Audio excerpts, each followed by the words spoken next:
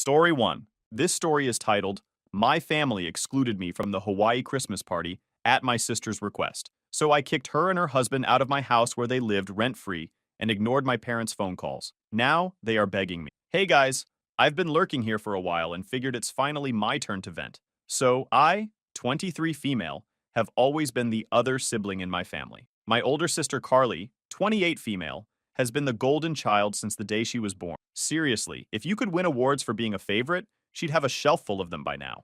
Growing up, everything Carly did was perfect. She could bake a slightly burnt cake, and my parents would call her a culinary genius. Meanwhile, I could ace a test, and all I'd get was, "That's nice, Elena.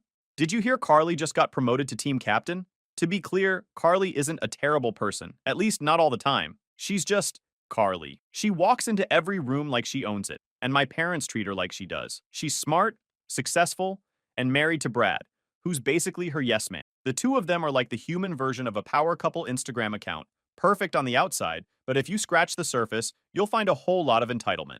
Anyway, this all started last summer when I came home from college for break. I was already tired from juggling two part-time jobs while keeping up with classes. College isn't cheap, and my parents help a little, but not nearly as much as they did with Carly. When she was in school, they covered her dorm, gave her an allowance, and even bought her a car. For me, it's more like, good luck, kiddo. Hope you figure it out. I showed up at the house, hoping for a quiet few weeks. The minute I walked through the door, though, I could feel the Carly effect in full swing. Mom hugged me for what felt like 2 seconds before rushing off to the kitchen, probably to check on whatever special dish she was making. Dad gave me his usual awkward back pat before disappearing into the living room. And then Carly showed up, breezing in like she owned the place, with Brad trailing behind her, carrying their luggage. They were staying for the week, apparently. "Hey, little sis," Carly said, flashing her perfect smile. "Hey, Carly," I said, forcing a smile. Brad gave me a nod. He's not a bad guy, just there. He follows Carly around like a lost puppy, agreeing with everything she says. Dinner that night was classic Carly. Mom pulled out her fancy lace tablecloth, the one she only uses when Carly's around, and made a 3-course meal. I'm not kidding. For Carly, it's steak and roasted veggies. For me, it's, we have leftovers in the fridge, Elena. We were halfway through the meal when Carly decided to make her big announcement. She put her fork down and leaned back, like she was about to deliver a TED Talk. "So," she began, "Brad and I were thinking, Christmas is just around the corner, and we've been working so hard. We deserve a little break. And we thought, what better way to relax than a family trip to Hawaii?" Mom gasped and clapped like a kid. "Oh, Carly, that's such a wonderful idea, isn't it, honey?" Dad nodded. "Fantastic idea, sweetheart." I sat there, chewing on my green beans, waiting for the part where they'd ask my opinion. Then Carly turned to me, her smile sharpening into something less friendly. "Elena, do you think you can afford it? Or should your big sister cover your share?" The room went quiet. Even Brad stopped chewing his steak. My face burned, but I kept my voice steady. "I can manage, thanks." Carly raised an eyebrow. "Are you sure? It's going to be around $5,000 per person. Flights, hotels, activities, it all adds up. I just don't want you to feel left out if you can't swing it." I almost choked on my water. $5,000. That was more than all my savings combined. And I was only making minimum wage at my part-time jobs. But I'd rather eat ramen for the next 6 months than accept Carly's charity. "I can manage," I repeated. "Okay, if you say so," Carly said, shrugging. She turned back to Mom and Dad, completely ignoring me. "So, we were thinking of staying at this gorgeous beachfront resort. It's all-inclusive, of course. And there's a spa. Oh, and Brad found this amazing helicopter too. We just have to do it." Mom was practically vibrating with excitement. "That sounds incredible, Carly. We've never been to Hawaii before." Dad nodded. "You two always have such great ideas." Carly smiled like she'd just won an award. "Well, you know, Brad and I are used to organizing things. It comes with running a business." Here it was, the part where she had to bring up the restaurant. "It's been a lot of work," she continued, "but it's paying off. We've got a loyal customer base, amazing reviews, and we just hired another chef last month." "That's incredible," Mom gushed. "Elena, you should really learn from your sister. She's so driven. You could pick up a few tips from her about setting goals and following through." I bit my tongue so hard it hurt. The rest of the dinner was more of the same. Carly talking about how hard she and Brad work, Mom and Dad hanging on every word, and me sitting there, feeling like an extra in a play about their perfect little family. After dinner, Carly caught me in the hallway. "So," she said, crossing her arms, "are you really coming? Or is this going to be one of those things where you back out at the last minute because it's too expensive?" "I'm coming," I said, clenching my fists. She gave me that smirk again.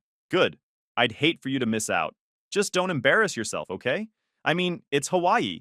You don't want to be stuck eating sandwiches while the rest of us are enjoying the nice stuff. I didn't respond. I just nodded and walked away, already planning how I was going to prove her wrong. And that was the last thing Carly said to me that night, and I spent the rest of the evening in my room, pretending to study, but mostly just stewing. My sister's entire personality was built on one-upping me, and somehow no one ever called her out on it. Every word out of her mouth was either a brag or a backhanded comment. I was determined to save up for this Hawaii trip, not just to prove her wrong, but because I was sick of being treated like the poor kid who didn't belong.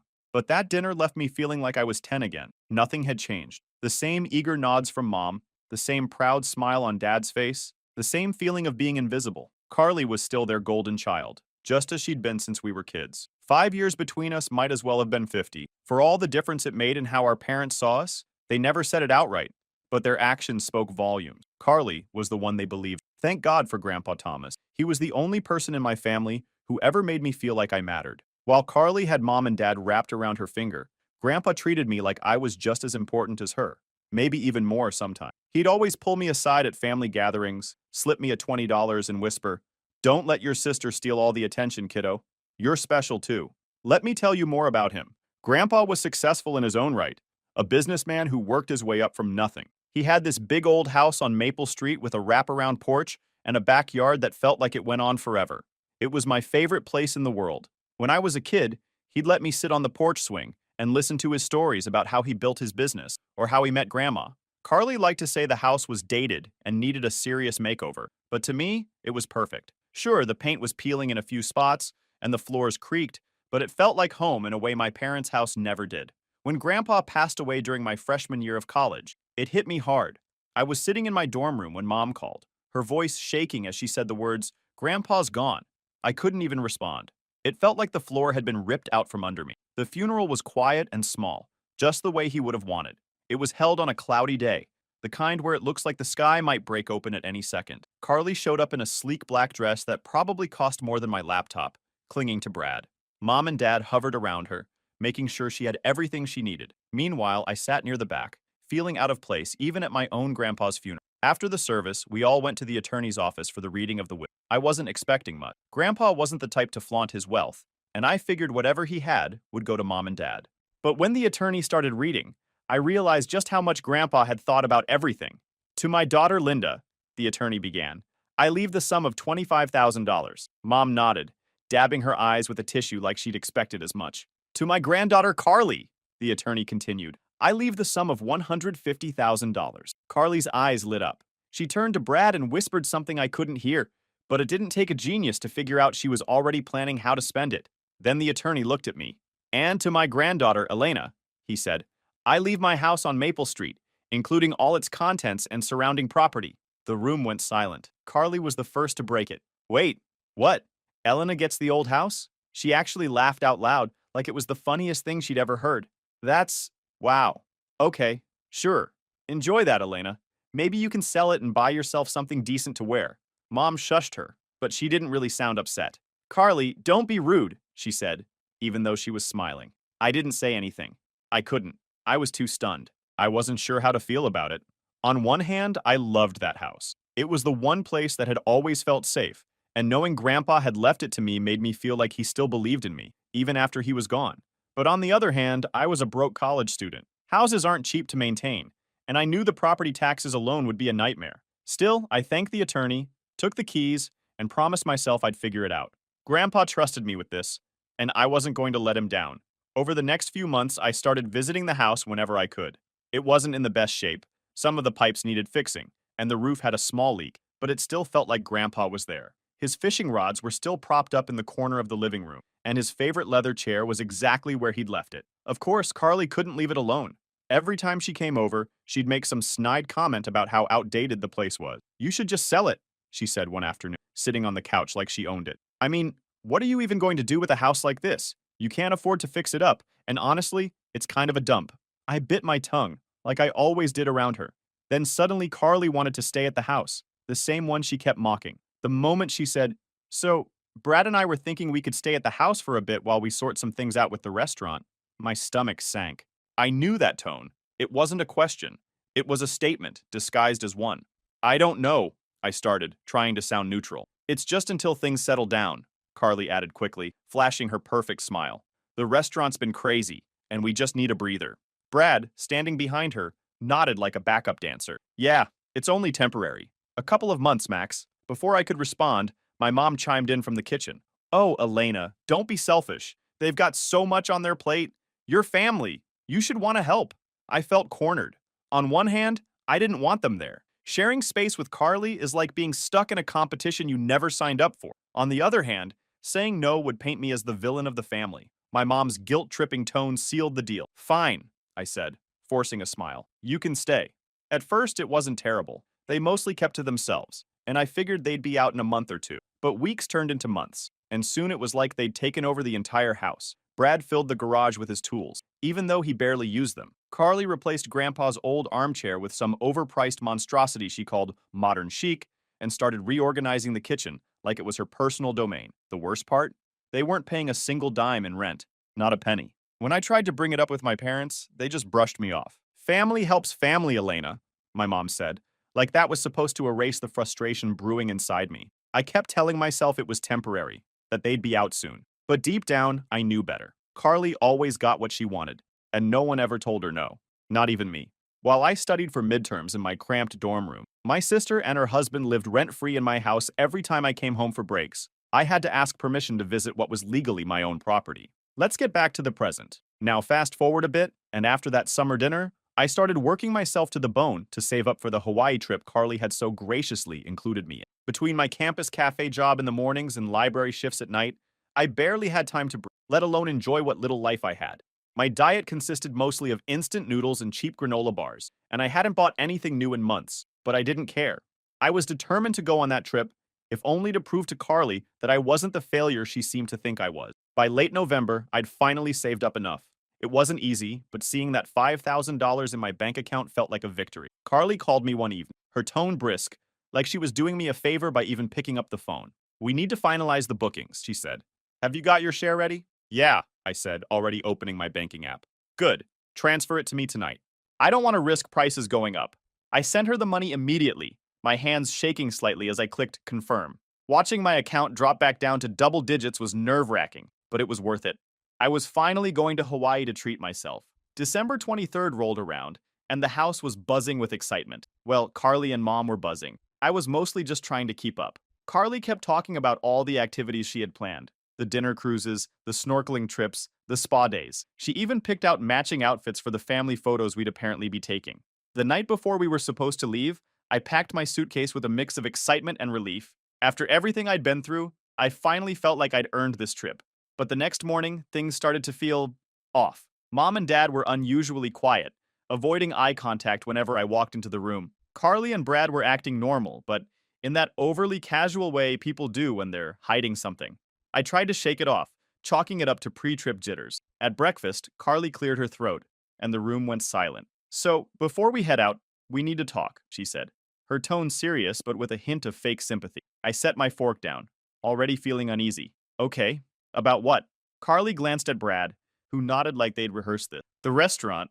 Well, we've hit a rough patch. Brad and I have been running the numbers. They aren't what we projected, and the trip is costing a little more than we expected. We had to make some adjustments to the budget.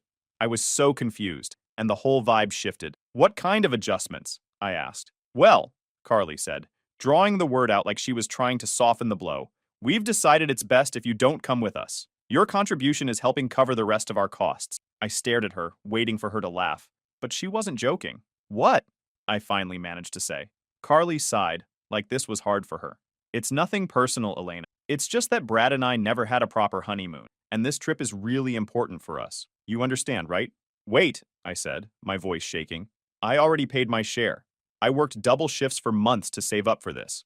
Mom jumped in, her tone overly patient, like she was explaining something to a child. Elena, you have to understand. Carly and Brad are under a lot of stress with the restaurant. This trip is a chance for them to recharge. Family helps family. But I'm family too, I said, my voice rising. I paid for this trip just like everyone else. How is it fair that I get left behind?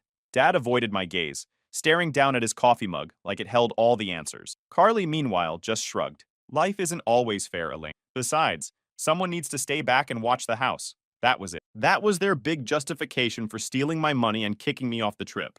I was so angry I could barely see straight, but I knew there was no point arguing. Mom and Dad were firmly on Carly's side, as always. I lashed out to my room.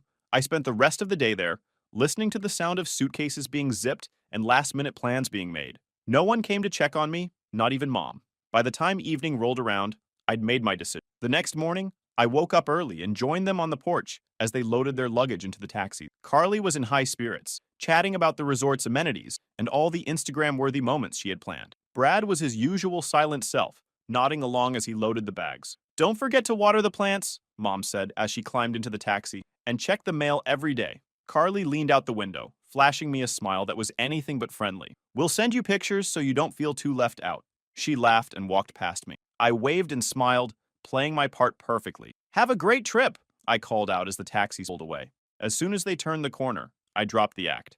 I definitely wasn't going to let them get away with it, and I knew exactly what I wanted to do. As soon as their taxis disappeared around the corner, I went inside, grabbed my keys, and drove straight to Grandpa's house, my house. I had spent the past year biting my tongue, staying quiet while Carly and Brad treated my inheritance like their personal kingdom. But after what they'd pulled with the Hawaii trip, I was done playing nice. Walking through the front door felt surreal. The place didn't even look like Grandpa's house anymore. Carly had replaced almost everything, from the furniture to the curtains. The warm, cozy space I grew up loving had been transformed into something cold and impersonal. Even the walls felt wrong, painted in dull grays and whites instead of the soft greens and yellows Grandpa had always preferred. I stood there for a moment, taking it all in, and then I got to work. The first thing I did was grab every box and suitcase I could find. Carly and Brad had left plenty behind, probably because they assumed no one would dare touch their stuff. I went room by room, methodically packing up their designer clothes, their overpriced decor, and even the little knickknacks Carly had scattered around to make the house hers. Grandpa's old study was the hardest to deal with. It used to be my favorite room in the house, with its cozy leather chair and shelves full of books. Now it was filled with Brad's junk, random tools, stacks of paperwork, and a collection of ugly modern art pieces that didn't match anything else in the house. I found their important documents in a filing cabinet and packed those too. I wasn't about to throw away anything they might actually need, but I wasn't leaving it here either. If they wanted their stuff back, they could come and get it from storage. By the time I finished packing, the living room was filled with boxes and suitcases. It was almost satisfying, seeing all their things stacked up like that. Like I was finally taking control of something they'd stolen from me. Then I called a moving company. I explained the situation. Yes, it was last minute. And yes, it was Christmas Eve, but I needed everything out of the house as soon as possible. They quoted me triple the usual rate, and I didn't even flinch. "Just get it done," I told them. While I waited for the movers to arrive, I walked through the house one more time. With all of Carly and Brad's stuff packed up, it felt a little more like Grandpa's place again. His fishing rods were still in the corner of the garage, untouched. The old kitchen table, the one with the wobbly leg, was still there too. For the first time in months, I felt like I could breathe. The movers showed up a few hours later. I directed them to the boxes in the living room, and they started loading everything into the truck. They worked quickly, probably because they wanted to get home to their families, and within an hour, the house was empty of Carly and Brad's presence. After they left, I made one more call, to a 24-hour locksmith. I wasn't taking any chances. Carly and Brad still had keys to the house, and I didn't trust them not to barge back in whenever they felt like it. The locksmith arrived just before sunset, and by the time he finished, every lock in the house had been changed. "Anything else you need?" he asked, packing up his tools. "No, that's it," I said, handing him a tip.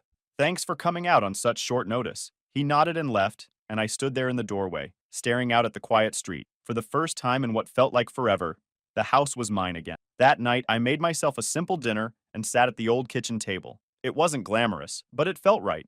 I could almost hear Grandpa's voice in the back of my mind, telling me stories about his childhood or offering advice on life. "You did good, kiddo," I imagined him. After dinner, I wandered into the living room and sat in the one piece of furniture I'd refused to let Carly replace, Grandpa's leather chair. It was old and worn, with cracks in the material and a slightly lopsided cushion, but it was still the most comfortable seat in the house. I pulled out my phone and scrolled through Instagram. As expected, Carly had already started posting photos from Hawaii. There she was, lounging by the pool with Brad, both of them grinning like they didn't leave me alone here. "Living our best lives," the caption read. I rolled my eyes and put my phone away. I wasn't going to let her ruin this moment. Instead, I focused on making a plan. I wasn't just going to pack up their stuff and change the locks. I was going to take back control of my life. I started drafting an email to a property management company I'd looked into a while back. If Carly and Brad couldn't respect the fact that this was my house, then I'd find tenants who could. By the time I finished, it was late and I was exhausted. But for the first time in months, I felt like I could actually sleep.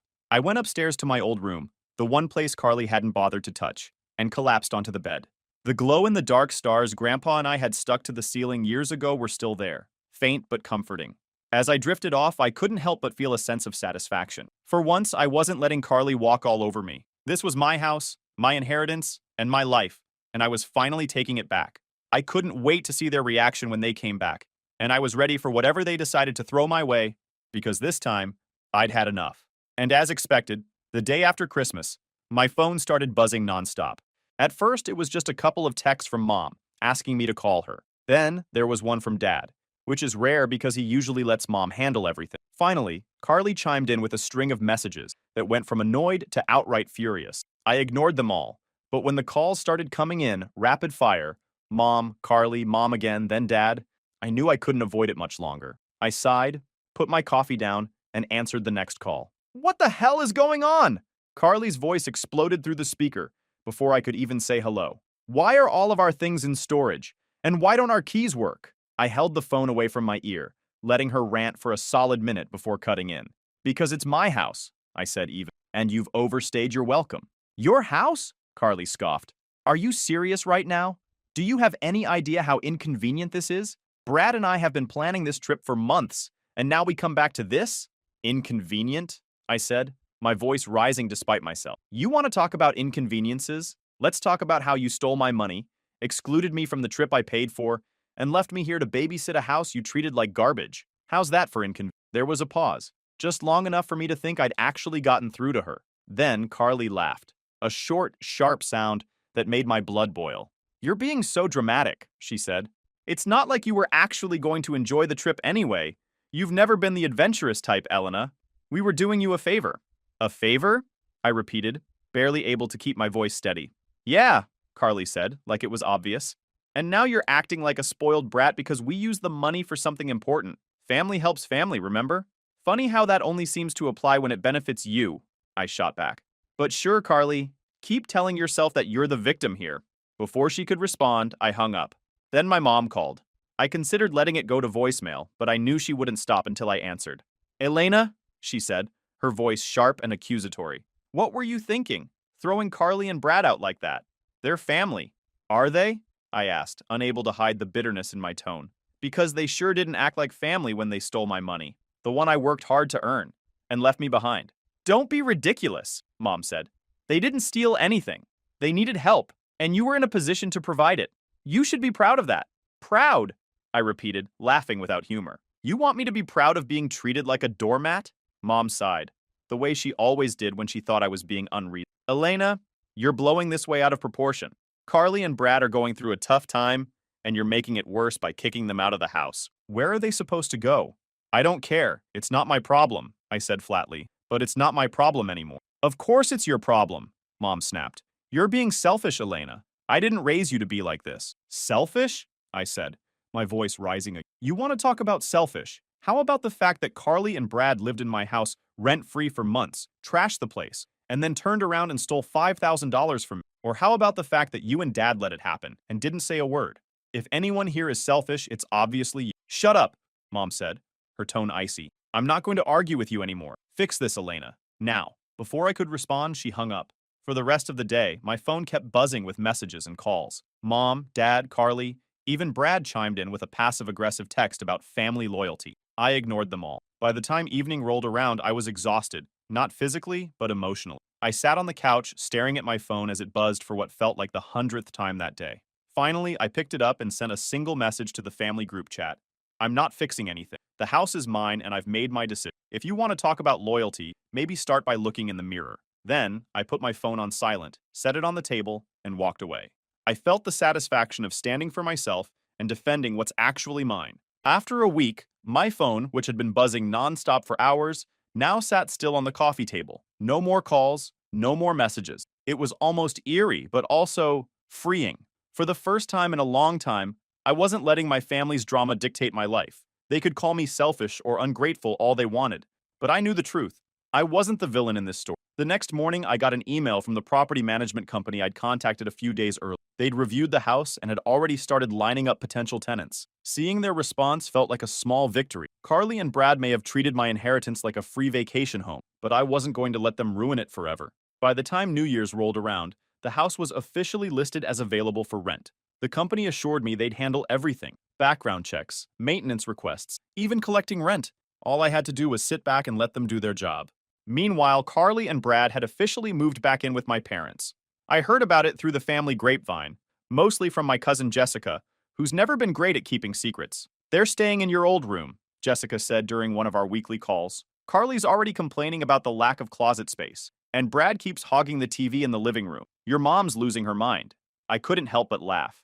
It was petty, sure, but after everything Carly and Brad had put me through, the thought of them cramped into my childhood bedroom felt like poetic justice. As the weeks passed, the messages from my family grew less frequent. Mom still called occasionally, but her tone had shifted. She wasn't angry anymore, just tired. "Elena," she said during one of our last conversations, "don't you think it's time to let this go? Carly and Brad are struggling. They need support right now, and you've turned your back on them." "They're not struggling, Mom," I replied.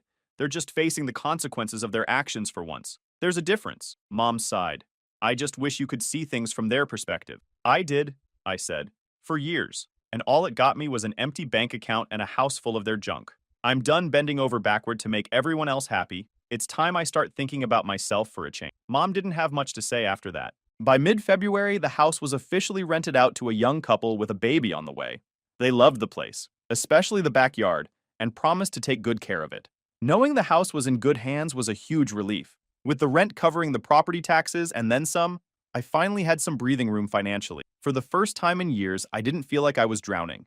I even managed to save up enough to treat myself to a weekend getaway with some friends. Nothing fancy, just a cabin in the mountains, but it was exactly what I needed. Meanwhile, Carly and Brad's situation wasn't going quite as smoothly. Jessica kept me updated, whether I wanted her to or not.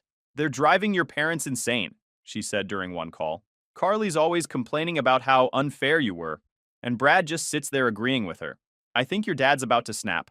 "Good," I said, laughing. "Maybe they'll finally get a taste of what it's like to deal with her full time." By the time spring rolled around, Carly had stopped trying to contact me entirely. I'd blocked her on Instagram after one too many passive-aggressive posts about loyalty and family values, and her calls had dwindled to nothing. Mom still called occasionally, but even those conversations were getting shorter. The funny thing is, I thought I'd feel guilty about it all. Cutting ties with my family, standing up to Carly, taking back my house, I thought it would weigh on me, make me second-guess myself. But it didn't. If anything, I felt lighter. One night, as I sat on the porch swing of my rented house, sipping a cup of tea, I found myself thinking about Grandpa. I wondered what he would have said if he could see me now. "I'm proud of you, kiddo," I imagined him saying, just like he used to when I was a kid. For the first time in a long time, I felt like I had done something right, something for me, not to please anyone else or live up to someone else's expectations. It might not seem like a big deal to you guys, but for me, it felt like finally taking a breath after being underwater for years. Tell me in the comments if you ever had one of those moments where you realize you're done being walked over, because that's exactly what this felt like. Thanks for sticking until the end. Story 2. Girlfriend wanted a break. Doubting my fidelity. 5 weeks later, she turned up pregnant. So yeah, I thought I had it all figured out. My girlfriend and I had been together for 2 years and things were going great. We'd met in college, both working hard to get our degrees, both ready to make something out of our lives. I was just wrapping up grad school, and we'd been planning for what was next, you know? Moving in together, setting up a nice life. Hell, I even had a plan to propose to her by next year. I hadn't told her that yet, but it was on my mind all the time. We'd talked about our future so much, it was like I could already see it playing out, day by day. We'd joke around about what we'd name our kids. She loved the name Ella for a girl, and I thought Jackson sounded cool for a boy. We'd get all carried away picturing life 10, 20 years from now, with a dog, a couple of kids, and some little house somewhere. And I really thought we were both on the same page with all of it. It felt like this was the person I was meant to be with, no question. And yeah, maybe I was a bit blind about it. You see, I work in nursing and I'm around a lot of women. That's just how it is in this field. My best friend from nursing school is a woman, and my best man for my future wedding was actually going to be her. I get that some people might see that as a problem.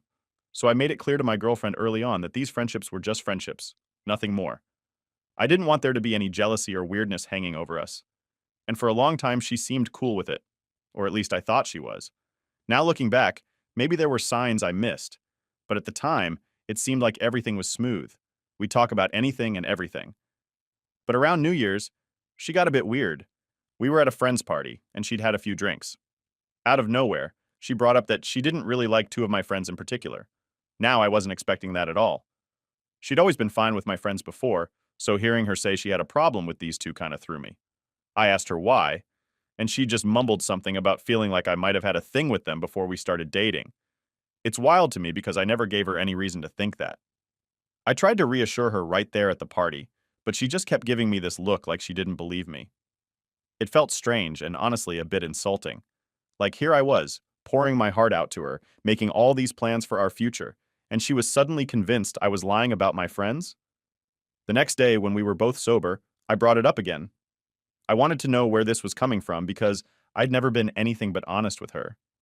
I mean, these two friends she suddenly didn't trust were people I'd known for years. One of them, let's call her friend A, was the first real friend I'd made when I moved away from home for nursing school. She was like family to me, helped me get through some tough times when I was still getting used to being away from my hometown. The other, friend B, was someone I met during my first job in the ER. We were on night shifts together, bonding over exhaustion and crazy patient stories. They were both important parts of my life, but strictly in a friend way, nothing else. She sat there, listening, nodding, and eventually told me that she understood. She even apologized for overreacting. I thought that was it, honestly. Like, okay, we had a little blip, and now we were back on track. But something in her had shifted, and I didn't see it at the time. Over the next couple of months, things felt off, but I couldn't really put my finger on it. She'd still laugh at my dumb jokes and cuddle up to me on the couch, but I could feel this weird tension building. She wasn't as open as she used to be, and whenever I'd bring up future plans, she'd just nod along without the same excitement she used to have. I tried not to dwell on it. I figured maybe she was just stressed from work or something, but then I found out she'd been talking to a friend from high school, someone she'd known forever, who barely knew me at all. Apparently, they'd had a few conversations about me and these two friends she was suspicious of. Somehow, this friend of hers convinced her that I was lying. The whole thing sounds so dumb now, but at the time, it really hurt. Here was someone I loved, someone I was planning a future with, letting some random friend plant all these doubts in her head. It all came to a head one night when she flat out told me she didn't trust me. That was the first time I'd ever heard her say that, and it honestly floored me. I was mad, but more than anything, I felt betrayed. I'd done everything to make sure she felt secure in our relationship, made my boundaries with my friends clear, and here she was accusing me of what exactly? I didn't even know. I asked her if there was anything I could do to make her feel better, but she just shrugged it off, said she didn't know if she could ever fully trust me. So after a lot of back and forth, we ended up deciding to take a break. I didn't even know if I really wanted that, but it felt like the only way to get some space and let things cool down. I still thought we'd work it out, like a temporary pause just to clear our heads. In my mind, we were just hitting pause on our story, and in a few weeks we'd be back together and stronger for it. I really believed that. Looking back, I can't help but wonder how much I missed, how much of what she was feeling just went unspoken until it all came crashing down. It's like one minute we're planning our lives together, and the next, I'm left wondering if any of it was real. If all those talks about the future were just dreams I made up in my head. So, yeah, I thought I had it all planned out. But maybe I was just fooling myself. After we agreed to take a break, I felt this weird combination of hope and dread. Like, I was convinced this was just a phase, a little reset button we needed to hit. We'd been together for 2 years, and this was just a blip, right? She had her doubts, sure, but I thought once she got some space, she'd realize I was being genuine, that there was nothing going on with my friends. It felt stupid, though, because as much as I tried to convince myself everything would be fine, there was this gut feeling I couldn't shake. Something was off, but I couldn't put my finger on it. I was giving her the space she'd asked for, but that didn't mean it was easy. Every day, I'd get this urge to text her, call her, just ask her how she was doing, but I held back. I figured that was what she wanted. It was rough, though. You spend 2 years with someone, and then suddenly, you're not supposed to talk to them? It messed with my head. I'd wake up every morning half expecting a message from her, some sign that she was ready to work things out. But there was nothing. Just silence. A couple of weeks into the break, I tried to distract myself. I buried myself in my work, cramming for exams, spending extra hours studying, even though my brain was already fried. Friends noticed I was off, but I didn't want to get into it with anyone. I'd just tell them I was fine and move on. The truth was, I was anything but fine. I was on edge constantly, wondering if she was thinking about me the way I was thinking about her. About a month into this whole break thing, I was finally starting to accept the silence. I thought maybe this was just going to be a long break, that she'd come back when she was ready. It sucked, but I'd kind of settled into this waiting game, just hoping she'd text me, ask to meet up, something. Then, one random Tuesday, she reached out. She said she wanted to talk in person, which sounded promising. I remember feeling like I was about to get some sort of closure, maybe even an apology for doubting me. I kept thinking she'd say she missed me, that the break helped her realize I was being honest all along. I went over a million scenarios in my head, every single one ending with us getting back together. When I saw her, though, something in her eyes just, it didn't look right. She looked guilty, almost like she couldn't meet my gaze for more than a second. I tried to brush it off, thinking maybe she just felt bad about the way things had gone down. I asked her how she'd been, trying to keep it light, but she cut straight to the point. She told me she'd made a mistake. That's exactly how she put it. I made a mistake. And before I could even process what she was saying, she drops the real news. She'd hooked up with a coworker. Twice. Apparently, it happened right after we agreed to take the break. She kept saying it was a mistake, that she was confused and angry and hurt. But none of that mattered to me at that moment. I could barely breathe. I remember just staring at her, trying to wrap my head around it. This was the person I'd planned my future with, the person I trusted more than anyone. And she'd gone and done the exact thing she accused me of. The irony would be funny if it didn't hurt so much. She tried to justify it, saying that she was feeling insecure and thought I was hiding things from her. It was like she was trying to twist it into some messed up form of self-defense, like she wouldn't have done it if I hadn't had close friends who happened to be women. I couldn't believe what I was hearing. All those conversations we'd had, the promises, the future we dreamed up together, it felt like it all vanished in an instant. I asked her if she loved him. I don't know why I asked that, but it just came out. She looked at me wide-eyed, like she hadn't expected me to say that. She said no, it was just a mistake, just something that happened because she was lonely and confused. She kept saying it was meaningless, that she didn't want to be with him. But in my head, it didn't matter. She'd done it. She'd crossed a line that, in my mind, you just don't come back from. She went on about how she regretted it, how she'd been talking to her high school friend, and that friend had basically convinced her that I was lying to her, manipulating her or something. I just sat there, letting her words wash over me, not even really listening after a while. It was like I was in a daze, numb to everything. I felt like a stranger sitting across from her, like the person I thought I knew was gone. I asked her why she'd even bothered telling me, why she didn't just let the break be the end of things if this was how she felt. She said she felt guilty, that she couldn't live with herself knowing she'd lied to me. Funny because she hadn't had a problem believing I was lying this whole time, but now her conscience suddenly woke up. We sat in silence for a bit. I think she was expecting me to blow up, yell, do something dramatic. But I didn't have it in me. I was too drained, too hurt to even respond properly. I just told her I needed time to process it, that I couldn't give her an answer right then. She tried to apologize again, reaching across the table to touch my hand, but I pulled away. I couldn't even look at her anymore. I just got up and walked out, leaving her sitting there alone. I don't remember much about that drive home. It felt like everything I'd built in my head, our plans, our future, had just been yanked away. I kept thinking about those 2 years we'd spent together, all the little things we shared, and how easily she threw it away. For what? A couple of nights with some random guy from work? When I got home, I just sat in the dark for hours, replaying everything in my mind, trying to figure out where it all went wrong. I kept wondering if I could have done something different, if there was some way I could have prevented this. But deep down, I knew the truth. She'd made her choice, and now I had to make mine. After that, I didn't reach out. She sent a couple of texts saying she was sorry, that she wanted to talk things through, but I couldn't bring myself to reply. It was like every message just reopened the wound, made it hurt all over again. I didn't want her apologies. I wanted back the person I thought I knew, the future I'd thought we'd have. And now I wasn't sure if either of those things had ever been real. After that talk, I thought I'd feel something.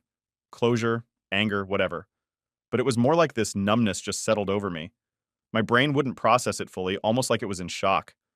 I went through the motions every day, but I felt detached from everything. It was like my body was moving and going to work, and doing what it needed to, but my mind was stuck somewhere else, looping through every single thing she'd told me. I kept replaying that conversation in my head, trying to pick apart every word, wondering if there was something I missed. Like, was there a moment when she showed some real remorse? Was there some hidden meaning behind what she said that I could cling to? But there was nothing. Every time I went over it, it felt emptier, like she'd given me this hollowed out version of an apology. My friends noticed something was up, obviously. They could tell I was zoning out, that I wasn't myself. But I wasn't ready to talk to anyone about it yet. I mean, how do you even start that conversation?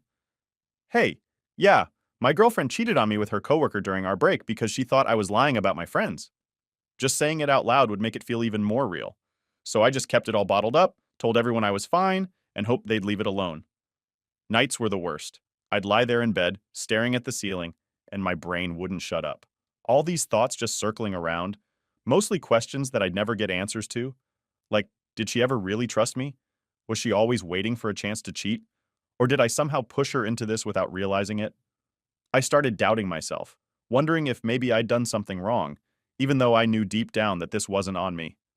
I thought about texting her so many times, even though I knew that was a terrible idea. I'd pick up my phone, stare at her name, type out some half-hearted message, and then delete it. I wanted answers, but at the same time, I didn't want to open myself up to more hurt. Every time I thought about asking her anything, I imagined her with that guy, and it just twisted the knife all over again. Eventually, the lack of sleep started catching up with me. I was exhausted, barely keeping it together at work. I'd show up, try to focus, but half the time I was just running on autopilot. I'd catch myself staring off into space, getting lost in my thoughts, and then snap back to reality when someone asked me a question or needed help with something. I knew it was bad, but I didn't know what else to do. It felt like I was trapped in this fog of emotions, with no way to see my way out. One day, I tried going for a run, hoping it'd help clear my mind. I used to run a lot, especially when things got stressful in school, so I thought maybe it'd work again. But halfway through, I just stopped in the middle of the track, completely out of breath and feeling like I'd made everything worse. My chest was tight, my hands were shaking, and for a second I thought I was going to pass out. I sat down on the grass, just trying to breathe, but every time I closed my eyes, it was like she was there. I could see her face, hear her voice telling me how sorry she was, and it just crushed me. I don't know how long I sat there, but eventually I got up and walked back home. That's when I knew I needed some kind of distraction, something to keep my mind busy. So I buried myself in work even harder. I started picking up extra shifts, staying late, doing whatever I could to avoid going back to that empty apartment. I'd volunteer for things I'd usually avoid, like organizing files just so I didn't have to think about anything else. It helped a little, I guess, but the second I was alone again, it all came flooding back. Then the panic attacks started. They'd hit me out of nowhere, like first thing in the morning or late at night.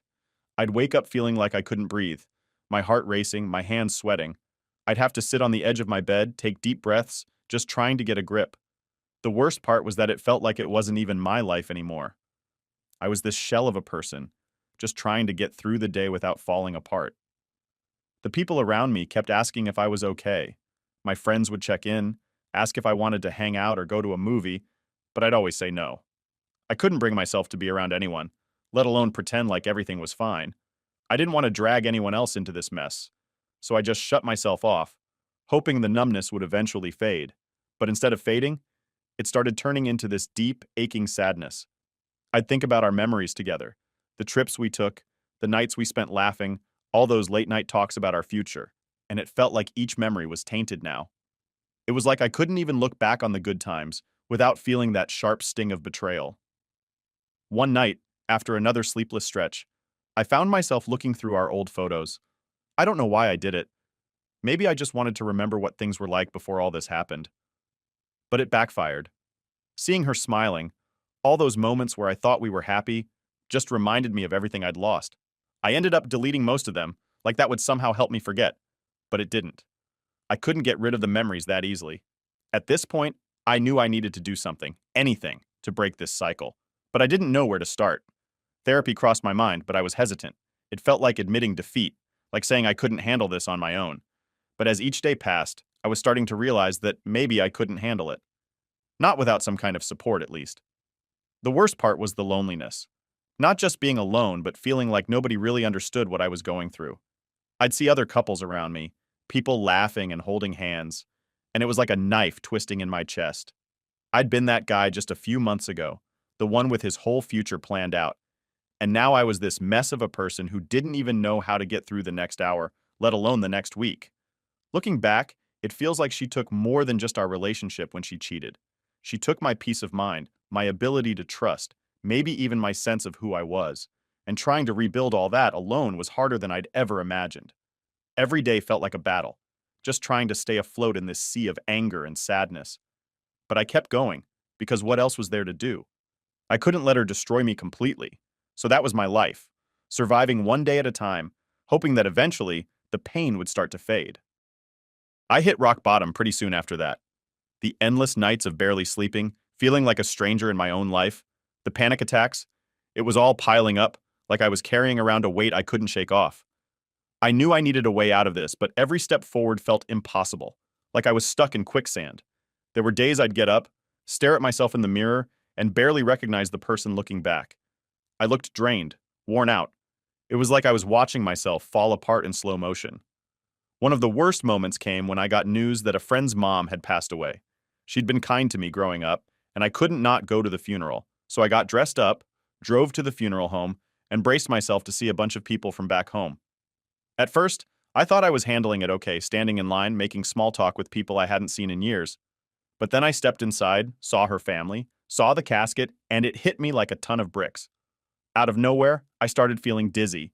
My vision went blurry, my chest got tight, and I knew I was about to have another one of those panic attacks. Right there, in front of everyone. I don't know how I got through it, but somehow, I made it through the showing and drove back to my parents' house. By the time I walked in the door, I felt like I'd just run a marathon. My mom was in the kitchen cooking, and I remember just collapsing on the couch while my dad tried to make small talk with me. 1 minute we're chatting, and the next thing I know, I'm waking up in the back of an ambulance. Apparently, I'd had some kind of seizure. My dad said I was just sitting there, laughing at something, and then started shaking. At first, he thought I was joking around, but when I didn't stop, he panicked. I woke up confused, strapped to a stretcher, with some paramedic asking me if I knew what day it was. It was terrifying. The whole ride to the hospital, all I could think was, how did I get to this point? How did my life end up like this? The doctors ran a bunch of tests, and everything came back normal.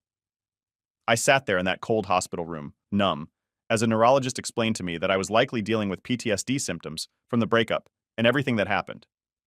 She said the constant anxiety and lack of sleep had probably triggered the seizure. It was weirdly reassuring to hear that, like, okay, this is what's going on with me.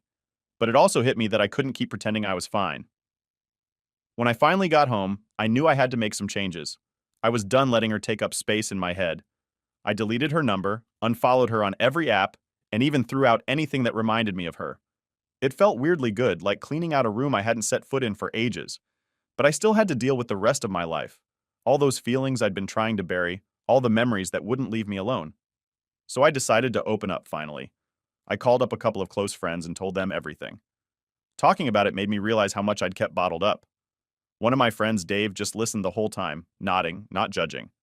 At the end of it, he told me something that hit hard. He said that letting her control my life, even from a distance, was only giving her more power. He was right. I was letting this person, who'd clearly moved on, take over my life while I was stuck, miserable. It was like I'd put myself in a prison and tossed the key. That conversation was the first real step toward letting go. The next few weeks were still hard, but I forced myself to stick to a routine. I'd get up, go for a run, even if I didn't feel like it, then head to work, focus on my patients, and come home exhausted.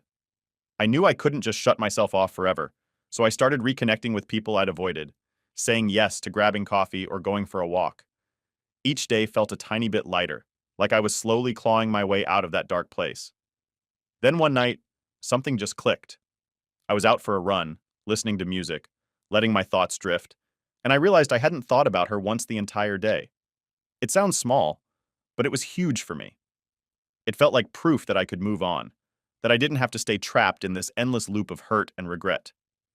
I could finally see a way out, even if it was just a glimmer at that point. After that, I started setting small goals for myself, things that would give me something to look forward to, stuff I'd always wanted to do but never got around to. I signed up for a local 5K, started reading again, even looked into taking a short trip by myself. It was like I was rediscovering who I was without her, figuring out what I liked and what made me happy, independent of anyone else. One night, I dug out an old notebook and started writing down everything I felt. It was like purging all the junk from my head onto paper. I wrote about the anger, the betrayal, the nights I couldn't sleep, the times I almost reached out to her but didn't. I just let it all pour out, raw and unfiltered. And after pages and pages of scribbling, I felt lighter, like I'd let go of some invisible weight. Eventually, I found myself smiling again, genuinely. I'd hang out with friends, crack jokes, and actually enjoy myself without feeling like I was putting on an act. It felt good to laugh, to be present in the moment, and not have her ghost hanging over everything. Little by little, I was reclaiming parts of my life that I thought were lost forever. I won't lie, there are still days where memories creep back in, where I feel a twinge of what could have been, but they don't control me anymore. I know now that I'm stronger than I thought, that I'm capable of moving forward even when it feels impossible. I'm starting to see myself in a new light, as someone who's been through hell but didn't let it break him. At the end of it all, I don't even hate her anymore. If anything, I feel sorry for her. She's the one who couldn't see what we had, who chose to throw it away. And maybe that's the biggest realization I've had through all this. I deserve better. I deserve someone who's in it for the long haul, who sees my worth and doesn't let doubt cloud their view. And yeah, I still have work to do. I'm not fully healed, not by a long shot. But I'm on my way there, one day at a time. For the first time in months, I can honestly say I'm okay with being on my own. And that's a feeling I wouldn't trade for anything. Update. Just when I thought I was finally moving on, she showed up. Out of the blue, there she was, standing at my door with a baby in her arms. My mind blanked for a second. I mean, it had been months since we'd spoken, and even longer since I'd really thought about her beyond the occasional memory that popped up. I'd finally been at peace. I'd done the work, let go of the anger, focused on myself, all of it. And now here she was, holding the one reminder I'd been trying so hard to move past. She didn't say anything right away, just looked at me with this sad, pleading expression. It took me a second to snap back to reality, to get past the shock. "What are you doing here?" was the first thing that came out of my mouth, a lot colder than I'd intended. But I didn't care. She had no right to just show up like this. "Can we talk?" she said, shifting the baby in her arms. I I didn't know where else to go. I crossed my arms, blocking the doorway. Talk about what? I was done with her games, done with the guilt trips, done with the emotional mess she'd left behind. I wasn't about to let her waltz back into my life just because things hadn't worked out the way she thought they would. She looked down at the baby, then back at me. "I thought you'd at least want to meet him," she said softly. He's part of you too, whether you like it or not." It was a low blow, and she knew it. I took a deep breath, trying to keep my cool. "No," I said, forcing myself to stay calm. "He's not part of me. You made that choice when you decided to go off with someone else. That's his dad, not me." She flinched, and for a second I felt a pang of guilt. But then I remembered everything I'd gone through, all the nights I'd spent struggling to put myself back together. I wasn't going to let her manipulate me into playing a role that wasn't mine to fill. She sighed, shifting uncomfortably. "I know I messed up, okay?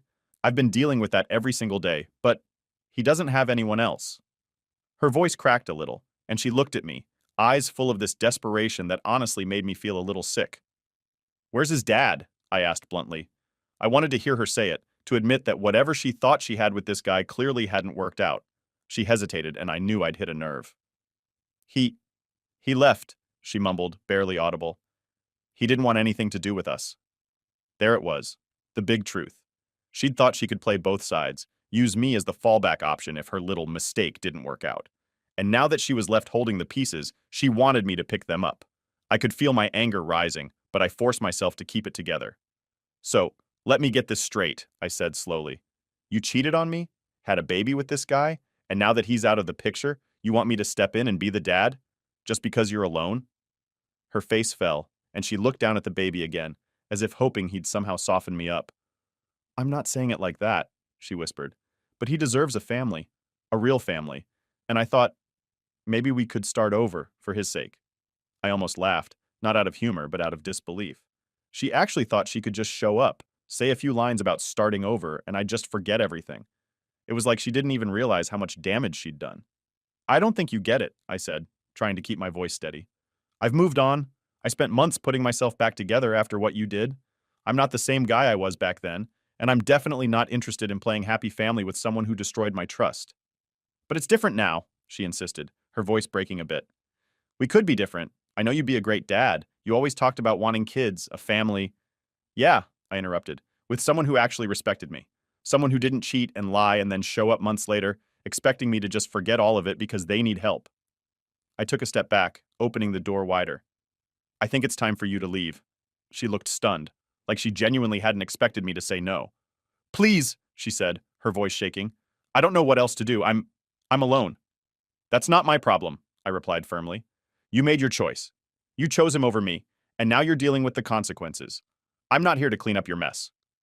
For a moment, she just stood there, staring at me, her eyes filling with tears. I could see the pain, the regret, maybe even a bit of guilt. But I didn't let it sway me. I couldn't. I'd finally found some peace, and I wasn't about to let her rip it all apart again. I thought you'd be different, she whispered. I thought you'd understand. I shook my head. I did understand once, but I'm done being the backup plan. I'm done with the guilt trips, the manipulations. This is your life now, not mine. I'm not going to raise another man's child just because you messed up. She didn't say anything else after that, just held the baby a little tighter and nodded, a defeated look in her eyes. For a second, I felt a little pang of sympathy. I mean, yeah, she looked miserable, and I could see that she was hurting. But that didn't change anything. I wasn't about to give up my own happiness to fix her mistakes. Without another word, she turned and walked away slowly, like she was in a daze. I closed the door and just stood there, staring at it, feeling a strange mix of relief and sadness. Part of me felt bad for the kid. I mean, none of this was his fault. But I couldn't let myself get dragged into a life that wasn't mine, a responsibility that wasn't mine to bear. I took a deep breath, leaning against the door, trying to calm down. It was over. Really over. Whatever tiny bit of closure I still needed, that moment gave it to me. I knew now that I'd made the right choice by letting her go. I'd given myself a second chance, a clean break, and I wasn't going to mess it up by getting pulled back into her drama. She was out of my life for good, and I was finally free to live mine. And for the first time, I felt okay with that. Hey, with Story 3. My entitled ex mocked, "You have no future. I need someone who can give me the future I deserve." I told her, then leave. The next day, I accepted a six-figure job. Months later, she came crawling back. Her regret became my revenge. Hey, Reddit. Figured I'd finally share a story that's been sitting with me for a while. It's about an ex who told me straight to my face that I had no future, and how life ended up proving her wrong in ways I didn't even have to lift a finger for. Didn't plan revenge, didn't plot anything, just kept moving forward and let the results speak for themselves. I am 28 years old, have been grinding since I was old enough to clock in. Never had anything handed to me. My parents are regular middle-class people, good folks but not the type to fund a trust fund or buy their kid a starter house. If I wanted something, I had to earn it. So that's what I did. I worked whatever job paid the bills, kept myself afloat, never complained too much. At the time this all started, I was stuck in this dead-end insurance company doing data entry. What nobody really knew was that nights and weekends I was grinding on code, online courses, leet code problems, building small apps, even tossing stuff on GitHub. I'd been slowly stacking experience for years, just waiting for a shot. Picture this. Cubicles that smelled like old printer ink. A boss who thought being manager meant walking around with a coffee cup and criticizing people who actually worked. And coworkers who spent more time gossiping than typing. That was my Monday through Friday. My paycheck was just enough to cover my half of the bills and keep my beat-up Honda running. Nothing flashy, but I wasn't drowning either. My girlfriend, though? Different mindset entirely. She was 26, just landed a marketing job she wouldn't shut up about. Suddenly, she acted like she was the CEO of a Fortune 500 company. We'd been together for 2 years, living together for about 8 months in my tiny studio apartment that I'd made work. Secondhand couch, wobbly kitchen table, but it was home. I fixed things myself, handled bills, kept the lights on. Didn't matter. To her, it was not enough. She always had comments. My car was embarrassing. My furniture looked college dorm.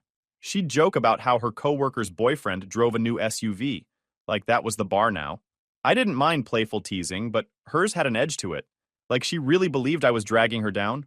I usually clapped back. One time she said, "Don't you wish you had something newer than this car?" And I shot back, "Yeah, maybe I should get the same model your dad drives, since you seem to like living off other people's money." She didn't laugh. Anyway, one random Tuesday, my life flipped. I checked my email on lunch break, and there it was. Subject line, senior software developer position, final offer. My stomach actually dropped. I'd been through 4 rounds of interviews with a Manhattan tech company, didn't think I'd make it past round 2, but here it was in black and white. A 6-figure salary, relocation covered, and a start date no later than 3 months out, but flexible if I wanted earlier. I leaned back in my chair, stared at the screen like it was a cheat code for life. I hadn't even told her I'd been interviewing. Why? Because I already knew how she operated. If I got rejected, she'd treat me like a failure. If I got the job, she'd suddenly rewrite history like she always believed in me. I didn't feel like giving her that power. So I sat on it. I had 2 weeks to accept. I minimized the email and went home like nothing happened. She was on the couch scrolling Instagram, probably liking pictures of some influencer's vacation. I looked at her, and in my head I thought, you have no idea how close your entire life is to changing. But I kept quiet. A few nights later, she insisted we go to dinner at her parents' house. Fine. I didn't love it, but I went. Big mistake. Her dad opened with, "So, any new opportunities at your job?" Like he already knew the answer. I said, "Nah, same old grind, but I'm good at it." Her mom forced a smile and said, "Well, at least you're consistent."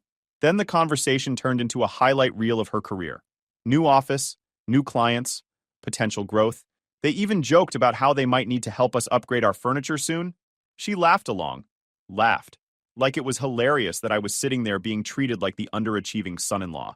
That's when I realized how shallow she really was. She cared more about optics than reality. They didn't see the bills I paid, or the nights I stayed up fixing things so we could save money.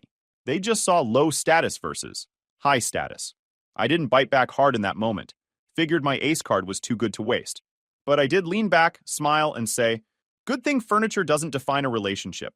If it did, half the couples in this neighborhood would be single." She didn't like that. Later that night, she complained that I embarrassed her by being sarcastic. And I told her flat out, "If you're that unsatisfied, maybe you should just leave. Problem solved." She went quiet. That's the thing about me. I don't beg. I don't play the please don't go game.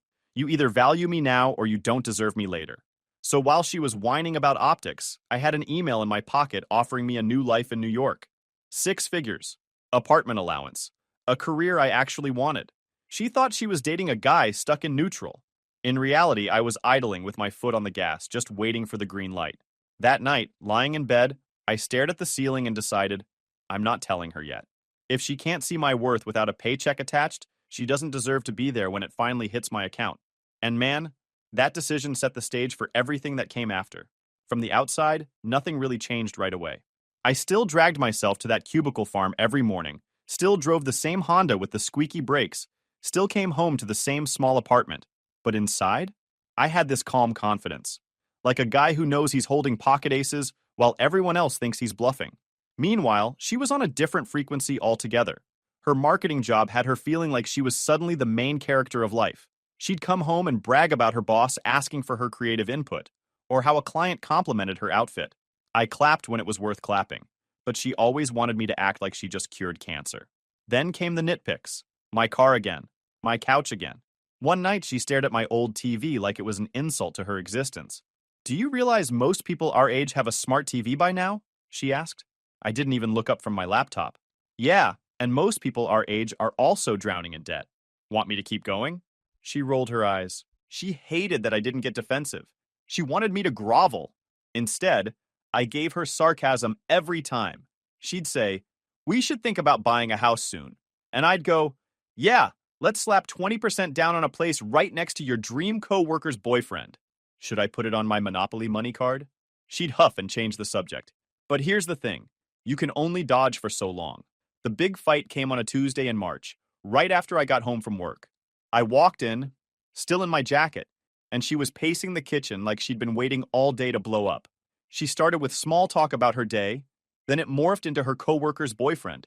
Again, he just got promoted to regional manager. They're already looking at houses together. "Isn't that amazing?" she said, voice full of fake sweetness. I knew what was coming. I leaned on the counter, arms crossed, waiting. Then she dropped the mask. "I just don't understand how other people our age are moving forward while you seem comfortable being stagnant." There it was. I smirked. Translation? Why don't you make as much as your coworker's boyfriend? Her face tightened. I'm serious. Don't you want more? Don't you want to push yourself? Sometimes it feels like you're fine with mediocrity. I didn't flinch. Funny, because I'm the one paying half the bills in this apartment you were so excited to move into 8 months ago. Was I mediocre then? Or just mediocre now that your coworkers started flexing? She crossed her arms. You always have an excuse. You're comfortable just existing. Unlike you, I need someone with status. Someone who can give me the future I deserve. That line hit. Not because it hurt, but because I had the offer email sitting in my pocket like a loaded gun. She thought she was delivering some life-changing speech, but she was basically clowning herself. I raised an eyebrow. So you've decided I have no future. Got it. Then why are you wasting it here with me? You should probably pack your bags. She froze. That wasn't the reaction she expected. She wanted me to beg, to promise I'd change, to swear I'd suddenly hustle harder. Instead, I gave her exactly what she didn't see coming. Indifference. Her voice cracked a little. That's all you have to say? I shrugged. You don't like what you see? Then maybe you should leave. Nobody's chaining you here. Silence. She blinked like she couldn't believe I wasn't fighting. Then she snapped back, grabbed her phone, and stormed off to the bedroom. 20 minutes later, she was tossing clothes into a suitcase. I leaned against the doorframe, arms crossed, calm as ever. Be sure to grab that throw blanket you love so much. Wouldn't want you to freeze while you're finding the guy with the perfect future. She glared. You're unbelievable. Thanks, I said, grinning. She slammed the suitcase shut and dragged it out. That weekend, she officially moved out. Half the dishes gone, a couple pieces of furniture missing, her perfume fading from the air. The apartment felt quieter, but not in a bad way. More like breathing space. And here's the deal. Less than a week later, I saw her downtown. Not alone. She was with some guy I'd never met before, leaning on his shiny black car while laughing at something dumb he said. He had the new money look. Designer watch, loud sneakers, way too proud of his own haircut. I didn't feel jealous. I felt validated. She ditched me for a guy who looked like a LinkedIn profile picture come to life. I almost laughed out loud. That night, I went home, sat on my couch, and reopened that job offer email. My cursor hovered over accept. I thought back to every jab about my car, my couch, my TV, her parents' little digs, her lecture about me having no future. I closed the laptop. Not yet. Tomorrow. And for the first time in years, I felt like I wasn't just existing. I was about to win. The next morning, before I even clocked in at that miserable insurance job, I clicked accept. Just like that, my entire life shifted. I called HR right after, asked if I could start sooner instead of waiting 3 months. They didn't even hesitate, said they'd love to have me as soon as possible. That sealed it. I didn't tell a soul. Not my parents, not my friends, definitely not her. Silence was my favorite weapon. People love to talk, but me? I'd rather let my actions detonate later. Work was my first battlefield. I printed out my resignation letter and dropped it on my boss's desk. This was the same guy who once told me I was lucky to even have a job after I asked about a raise. He looked at the letter, blinked, and tried to play it cool. Oh, moving on, huh? Where are you headed? I smirked. Somewhere that actually values my time. He didn't like that. By lunchtime, word had spread around the office, and suddenly everyone wanted details. I kept it vague, which made them even hungrier. Ark was the only one who knew the number. Everyone else was guessing and hyping it up. Co-workers who barely said hi to me before started acting like we were best friends. My boss even swung by my desk later with his fake smile. Listen, we'd love for you to stick around. Maybe we can work something out. What if I talk to HR about a pay bump? Now this was comedy. I tilted back in my chair. Oh, so now I'm worth more? That's cute, but no thanks. I'm good. The look on his face was priceless. A mix of panic and regret. For the next 2 weeks, I coasted. They wanted me to train a replacement. I trained him just enough not to sink immediately. Petty? Maybe. Deserved? Absolutely. Outside of work, I started prepping for the move. Posted my couch online, the same one my ex mocked every chance she got. Things sold within an hour. I laughed so hard. Apparently, someone else saw value in my mediocre furniture. I cleaned out closets, boxed up my life, and every time I taped a box shut, I imagined I was sealing away another insult she'd thrown at me. Then came the cherry on top. A buddy of mine sent me a screenshot from Instagram. There she was, my ex, draped over Mr. Fancy Car. The caption was something ridiculous, like, "So proud of him, he's such a provider." I nearly spit out my drink. But here's the part that made it better. Turns out Mr. Fancy Car wasn't some big shot. He was a store manager at a clothing chain. Not knocking honest work, but it's a long way from the executive vibes he was faking. And that car? Leased. He was bragging about it at a bar, and people were clowning him behind his back. So she downgraded. Left me, the guy with a six-figure contract in his inbox, for a poser who had to stretch his paycheck just to look successful. If karma had a sense of humor, this was it. Did I text her? Nope. Didn't need to. Watching from the sidelines was better. I already knew her pattern. She chased the look of success, not the real thing. Sooner or later, she'd realize she backed the wrong horse. And I'd be 3 states away living a life she couldn't get invited to even if she begged. Packing became a ritual. I'd throw on some music, start sorting through my stuff, and just imagine the skyline waiting for me. I wasn't nervous. I wasn't scared. I was calm, like a man who knew he was finally stepping into the role he was always built for. My parents noticed I was acting different. My mom asked if something was up. I just smiled and said, "Good things are coming." She thought I was joking. My dad gave me a look like he knew I wasn't. The funny thing? Even her parents tried to circle back. Out of nowhere, her mom called to check in. She hadn't called me in months, not since that dinner where they basically treated me like their daughter's charity case. Now suddenly she wanted to know how I was doing. I kept it short. Doing fine. Busy. That was it. No details. Let them stew. By the time my 2 weeks at work were up, I had the apartment sublet lined up, movers scheduled, and my new life mapped out. Every step forward felt like a middle finger to the version of me she thought I was. She said I had no future.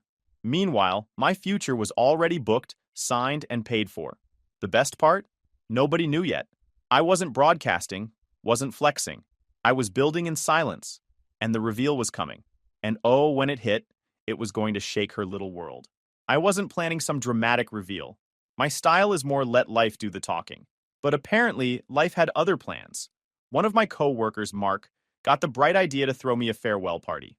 "Dude, you're moving to New York for a 6-figure job. We can't just let you leave quietly," he said. I tried brushing it off, but within a week half the office knew, and word spread faster than a group chat on fire. At first, it was supposed to be 5 or 6 people grabbing food. Then it snowballed. Old co-workers, friends I hadn't seen in months. Even a couple people from college reached out like they'd been rooting for me all along. It felt surreal. 2 weeks earlier, I was just the quiet guy in data entry. Now suddenly, I was the man of the hour. The party ended up at this local bar with a back room big enough to handle the crowd. I walked in and immediately felt the energy shift. People were clapping me on the back, shoving drinks into my hand, asking when I was leaving, how I got the offer, what New York was like. For once, I wasn't the guy in the background. I was the story everyone wanted a piece of. Mark raised his glass and gave a toast. To the man who proved you don't need to be loud to make moves. He's going to New York to make more in a year than most of us make in 2. The room roared. I played it cool, just smiled and shrugged. What can I say? They were desperate, I joked.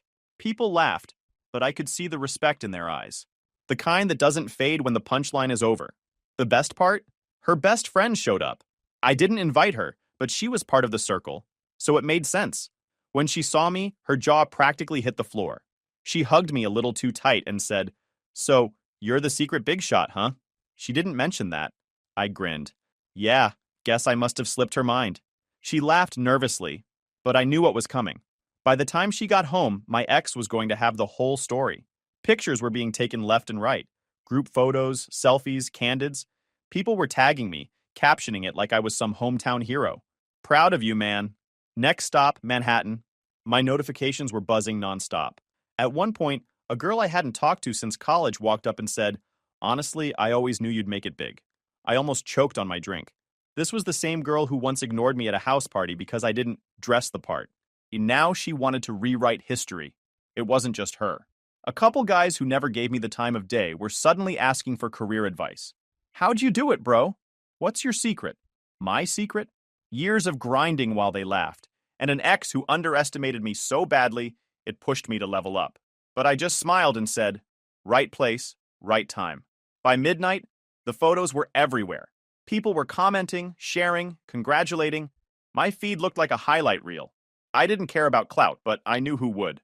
Sure enough, my phone buzzed at 2 a.m. Her. The first text, "Hey, can we talk?" Then another, "Is it true you're moving? New York?" An hour later, a paragraph. "I don't understand why you never told me about this when we were together. Did you hide it on purpose? I just feel blindsided. We should talk about us." I didn't reply. I set the phone face down and went to bed smiling. The next day, the calls started. Missed calls stacked up like spam. Voicemails, too. At first, they were polite. I just want to clear the air. Then they got emotional. I can't stop thinking about us. We were good together. Maybe I was too hard on you.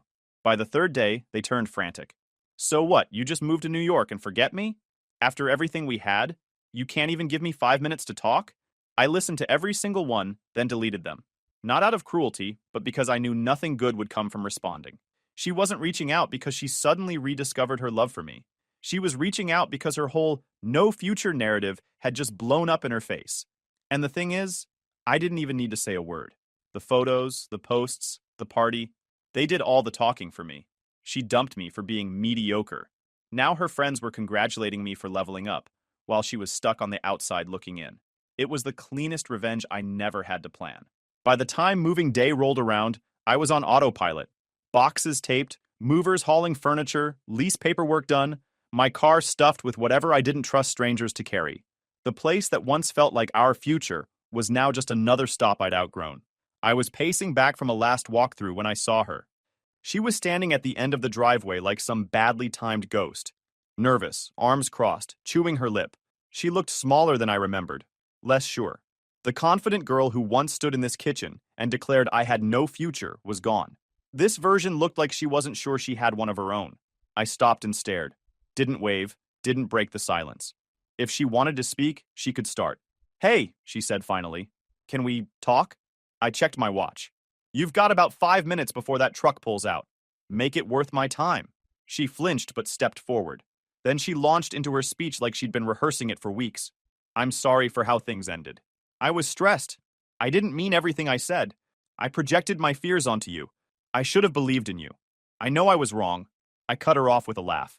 Believed in me? You didn't lack belief. You wrote me off like an expired coupon. You told me I had no future. That's not doubt. Oh, and that's a death sentence. Now you want to act like you just misplaced your faith? Her cheeks went red. That's not fair. I didn't know. Didn't know what? I snapped. Didn't know that the guy who kept your rent paid and your fridge stocked might actually be capable of more than data entry? You didn't care to know. You didn't even ask. You just measured me against some random coworker's boyfriend and declared I was worthless. She wrung her hands. I was scared, okay? Everyone else seemed ahead of us, and I panicked. But I've realized we had something good. Maybe we could try again. I shook my head. You don't get to pull the eject handle and then try to crawl back into the cockpit once the jet takes off. You made your choice. Live with it. Her face twisted, desperation creeping in. You don't get it. If it wasn't for me pushing you, you wouldn't even have this job. I pushed you to do better. I lit a fire under you. So in a way, I'm part of your success. You should be thanking me. Korai laughed so hard the movers glanced over. Oh, that's rich. You dumped me. Call me stagnant. Bounce onto Mr. Least BMW. And now that I'm leaving for New York, suddenly you're my motivational speaker. What exactly should I thank you for? The insults? The comparisons? Or maybe the part where you made yourself look like a clown when the mediocre guy turned out to be a six-figure earner? She scowled. You're twisting it. I just knew you had potential, and I pushed you. No, I interrupted. You didn't push me. You pushed me away. There's a difference. And trust me, you don't get credit for my grind. That job offer wasn't thanks to you. It was in spite of you. Every time you called me average, I worked harder. Every time you mocked my couch, I built my escape plan. You weren't fuel, sweetheart. You were dead weight. Her voice cracked. That's not true. You wouldn't even have believed in yourself if it wasn't for me demanding more. I smirked. Right. And I guess LeBron should thank the guy who cut him from JV for pushing him. That's not how this works. You don't get to sabotage someone and then demand royalties when they win. Her eyes watered, but she pressed on, voice higher now. So what? You're just going to New York and leaving me here? After everything we shared? After 2 years? I leaned closer, voice calm but sharp. You left me the moment you decided a store manager with a leased car looked shinier. Don't talk about 2 years like you respected them. You torched those years for a guy who couldn't even keep up the image for 4 months. And now you're here, begging at the end of my driveway, because suddenly your safety net is gone. She went silent, chest heaving.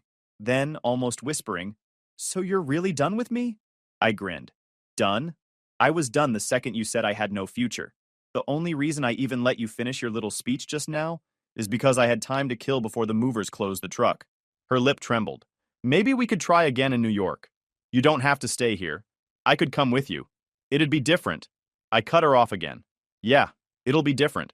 Because you won't be there. The movers slammed the truck door shut, asked if I was ready. I didn't look at her. Yeah, let's go. I got in my car. She stood there, shaking, trying to hold on to whatever scraps of control she thought she had left. I rolled the window down one last time, gave her a final line she'd never forget. You told me I had no future. Funny thing is, you were right. The only future I don't have is one with you in it. Then I pulled out, left her standing in the dust. New York didn't wait for me to catch my breath. From day one, it was all motion. The company put me in temporary corporate housing while I hunted for a real place. I sold the Honda a week after landing. The subway and the occasional Uber did the heavy lifting. Within 2 weeks, I signed a lease on a Brooklyn apartment with a view of the skyline. First night I stood on that balcony, watching the city light up like a circuit board, and thought, this is what she said I didn't have, a future. Work was a different world compared to that cubicle graveyard I'd left behind. My new team actually respected me. My boss didn't just bark orders. He asked for my input, treated me like someone worth listening to. The projects were challenging in the best way. Instead of entering data like a robot, I was solving problems, building tools, making decisions that mattered. Within 3 months, I'd earned a promotion. First time in my life, someone paid me more money because they thought I deserved it, not because I threatened to quit. Outside of work, I started building a circle. A couple guys from the office invited me to lift with them at their gym. My neighbors introduced themselves instead of pretending I didn't exist. For the first time as an adult, I felt part of something, not a supporting character in someone else's story, the main role. And then, right on cue, she tried to claw her way back in. It started with texts. At first, congratulations on the new job, I always knew you'd make it. Then, happy birthday, hope you're doing okay. Then longer ones, paragraphs stuffed with nostalgia. Remember when we talked about living in a big city? I'm so glad you're doing what we always dreamed about. We? We didn't dream about this. I did. Alone. While she was busy comparing me to Mr. Regional Manager boyfriend, I was grinding. I ignored every message, which only made her escalate. Calls at random hours, voicemails that shifted between flirty, angry, and pathetic. One night I played one on speaker, while a couple coworkers were hanging out at my place. She actually said, you wouldn't have made it if it wasn't for me pushing you. Deep down, you know your success is mine too. My buddy nearly choked laughing. I deleted the voicemail and said, that's the voice of a woman who thought a leased car was an upgrade. But she wasn't done. Screenshots started showing up in my DMs, posts she made on social media. Stuff like, so proud of him, I always supported his dreams. And, funny how people don't realize who pushed them until it's too late. She was writing essays about me like she was some ex-wife entitled to alimony. People from back home were clowning her in the comments, sending me the receipts. One caption literally read, behind every successful man is the woman who built him. I just shook my head. She didn't build me. She tried to tear me down, and when I rose anyway, she slapped her name on the foundation. The creepy part didn't happen until month 4. I came home late one night, after a brutal day at work, stepped out of an Uber, and froze. There she was, standing outside my building with a suitcase, dressed like she was ready for a date night. Surprise, she said, smiling like this was some rom-com reunion. I didn't move. What the hell are you doing here? I came to be with you, she said matter-of-factly. We used to daydream about making it to New York. Now I'm here. It's fate. We? I laughed. Last time I checked, you said my future didn't exist. Now you're dragging luggage to my building like we're in some Hallmark movie? You've lost it. She pouted, stepping closer. You don't mean that. This is where we were always heading. I just got scared before, but now I see clearly. You're successful because I pushed you. We're meant to do this together. I held up a hand. Stop. You don't get to show up uninvited, rewriting history like some deranged stalker. You didn't push me forward. You pushed me out the door. There's a difference. Her smile twitched. Don't talk like that. I came all this way because I love you. I smirked. You came all this way because your little upgrade couldn't keep his car payments, and now you're broke, living with your parents. You're not here for me. You're here for stability. You see me winning and you want to cut. Sorry, the ATM's closed. Her face cracked. That's not true. You're being cruel. Cruel. I leaned closer. You told me I was stagnant. You laughed at my car, my couch, my life. You don't get to reappear 4 months later with a suitcase and call it destiny. That's not love. That's desperation dressed up in lipstick. She blinked hard. eyes wild. You'll regret this. One day you'll realize I'm the only one who really knew you. I laughed. Oh, I know you. You're the girl who downgraded to a store manager and then tried to put your name on my success when it blew up in your face. You're not my future. You're a tourist who missed the last train. At that moment, the doorman stepped out, sensing the scene. Everything all right here, sir? I nodded. She was just leaving. She shrieked, No, I'm not leaving. You can't erase me. I belong here. The doorman raised an eyebrow and gestured toward the street. Ma'am, you need to go. She tried to cling to her suitcase like a lifeline. This is fate. You can't just walk away from fate. I smirked as I walked inside. Fate doesn't knock on my door with a suitcase. Fate already moved me here without you. The door shut behind me, her voice muffled in the night. Upstairs, I dropped my keys on the counter, stepped out onto my balcony, and looked out at the skyline. Peaceful. My city. My future. She said I had no future. Now she was the one showing up uninvited, begging to be in mine. After that night in New York, I figured I'd never see her again. And honestly, I didn't care if I did. Life was good. Work kept me sharp. The city kept me busy. And I was stacking wins left and right. I'd built a rhythm that didn't include her shadow anymore. Then a year passed, and I had to fly back home for my cousin's wedding. I wasn't excited about going. Hometowns have a way of feeling smaller once you've outgrown them. But family's family. So I packed a bag, caught a flight, and landed in the same place I'd left behind in the dust. It was surreal. The same streets, same hangouts, same people still orbiting the same gossip. And of course, my name came up in every conversation. Relatives pulled me aside to tell me how proud they were. Old friends asked about the city like I was some celebrity. It felt good, not gonna lie. But the moment I knew was coming came fast. Whispers about her. She's been asking about you, one cousin said. She talks like you two just needed time apart, another added. I just smiled and kept it moving. Let them speculate. I wasn't about to waste energy on rumors. The wedding day was classic small town. Same rented hall, same bad playlist, same people sipping punch like it was the highlight of their year. I was catching up with my old college roommate when I saw her. She slipped in like she owned the place, wearing her best I'm doing fine smile. From across the room, I could tell it was forced. She made her way toward me eventually, weaving through tables like a shark that smelled blood. My buddy caught on and muttered, I'll give you space, before disappearing. Hi, she said softly, almost like the night outside my building hadn't happened. Can I sit? I gestured at the chair. It's a free country. She sat down, folded her hands, and stared at me like she was trying to read a language she'd forgotten. You look good. New York suits you.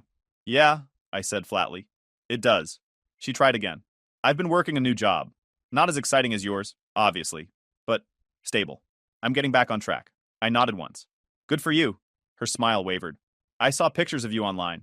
You look happy. You deserve that. Silence stretched. I didn't feel the need to fill it. She finally leaned forward. I just wanted to tell you. I was wrong. About everything. I didn't see what I had. I thought I needed more.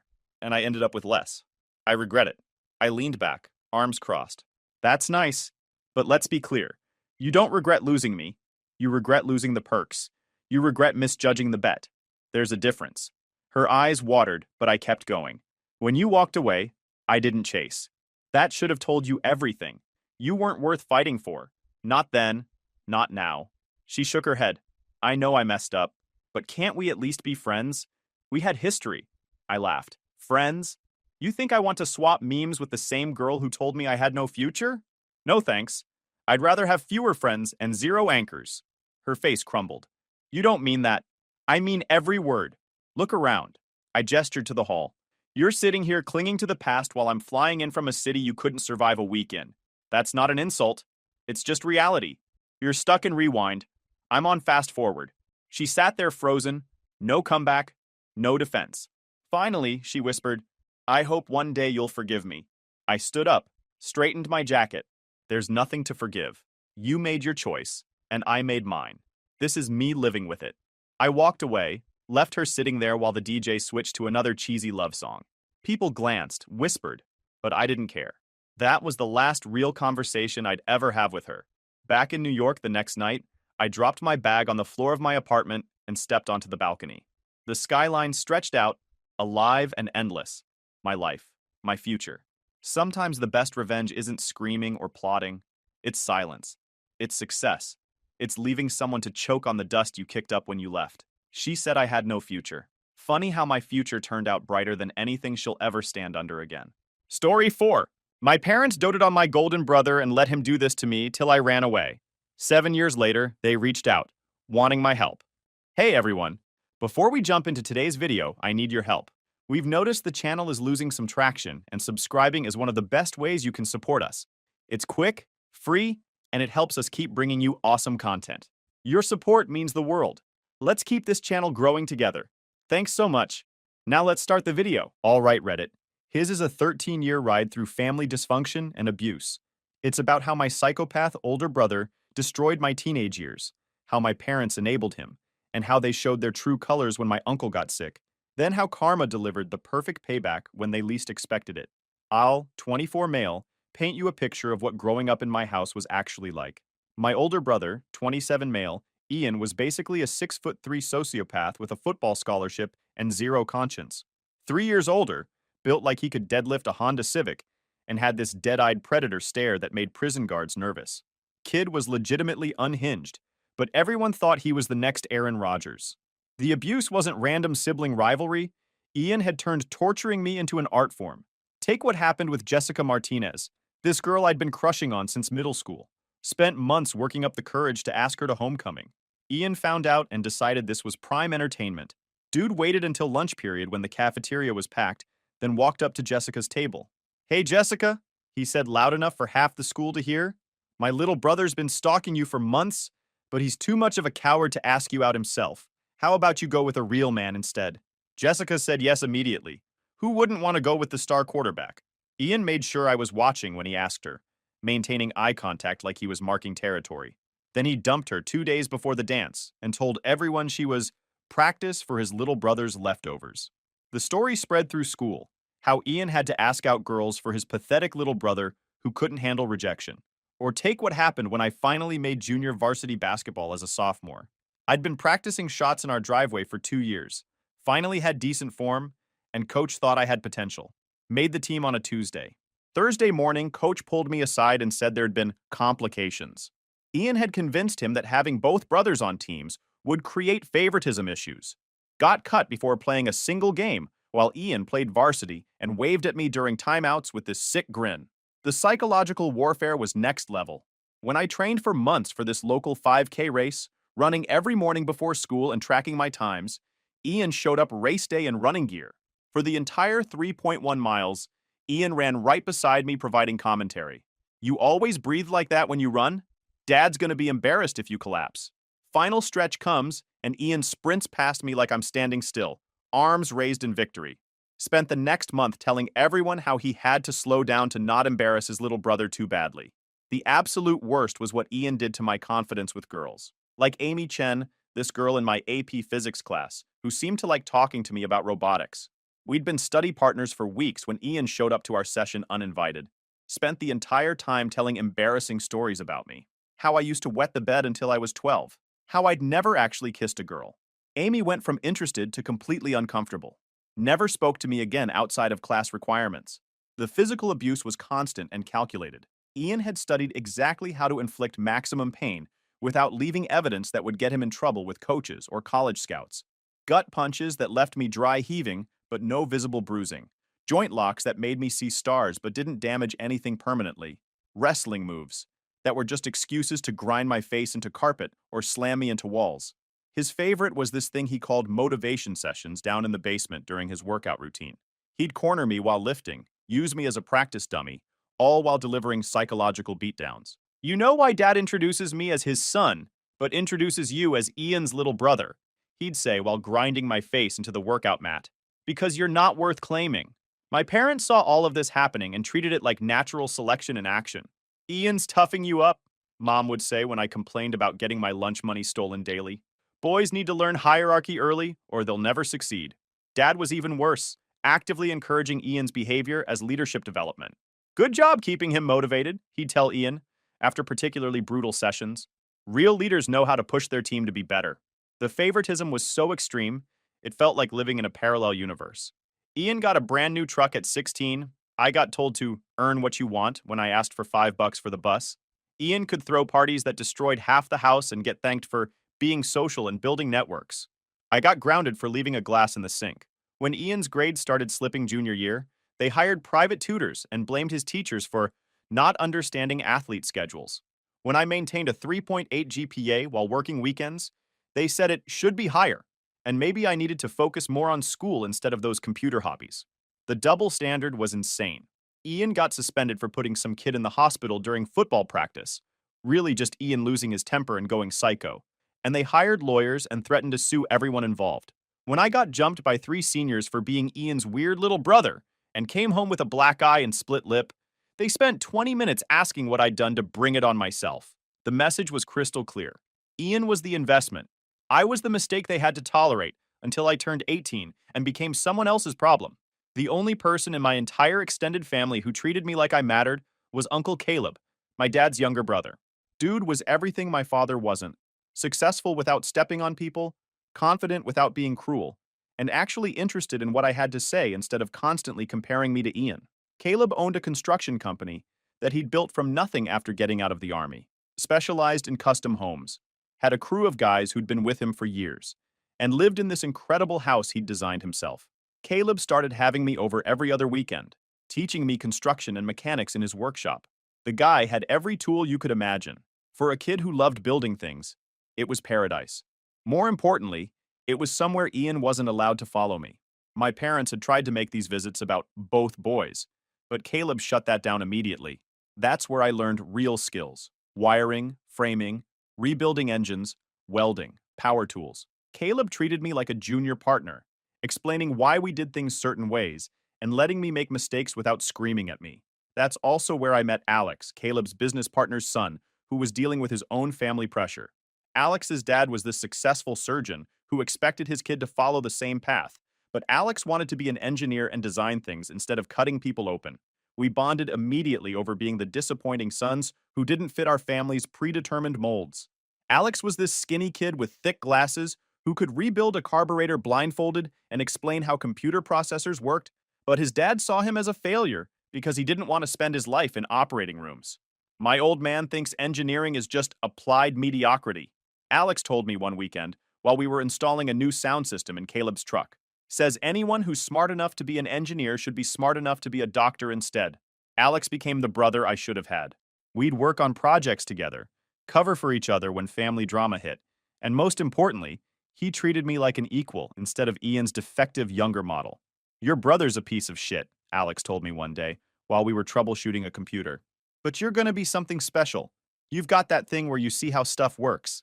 Caleb's workshop became my sanctuary. Every other weekend, I could actually relax and focus on building things instead of constantly watching my back for Ian's next attack.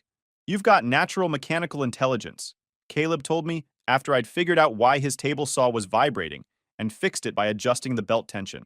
That's something you're born with. Can't be taught. Ian's never going to have that no matter how many touchdowns he scores. More importantly, Caleb was teaching me that success didn't require destroying other people. His crews respected him because he was competent and fair, not because he intimidated them. His business was growing because he did quality work, not because he cut corners or screwed over competitors. Those weekends at Caleb's place were the only times I felt like myself instead of just Ian's weird little brother. The final straw that shattered any remaining hope for my family came during the spring of my junior year. I'd been working on this robotics project for the state competition, building an autonomous navigation robot from scratch with parts I'd bought using money from working weekends with Caleb. This wasn't some Lego Mindstorms kit robot. I'm talking about a serious piece of engineering. Custom Arduino-based control system, ultrasonic sensors, GPS navigation, the works.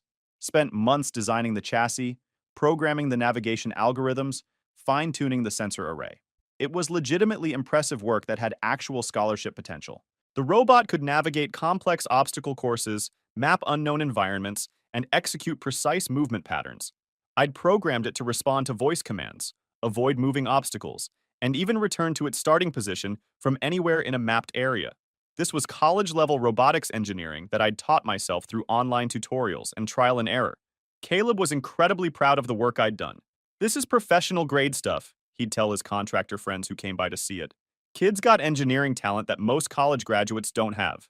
Ian discovered it in my room on a Friday night when his girlfriend Brittany and two of his meathead teammates were over for one of their study sessions. Really just an excuse to drink my parents' beer and make noise. I was upstairs working on the final programming when I heard Ian's voice getting louder.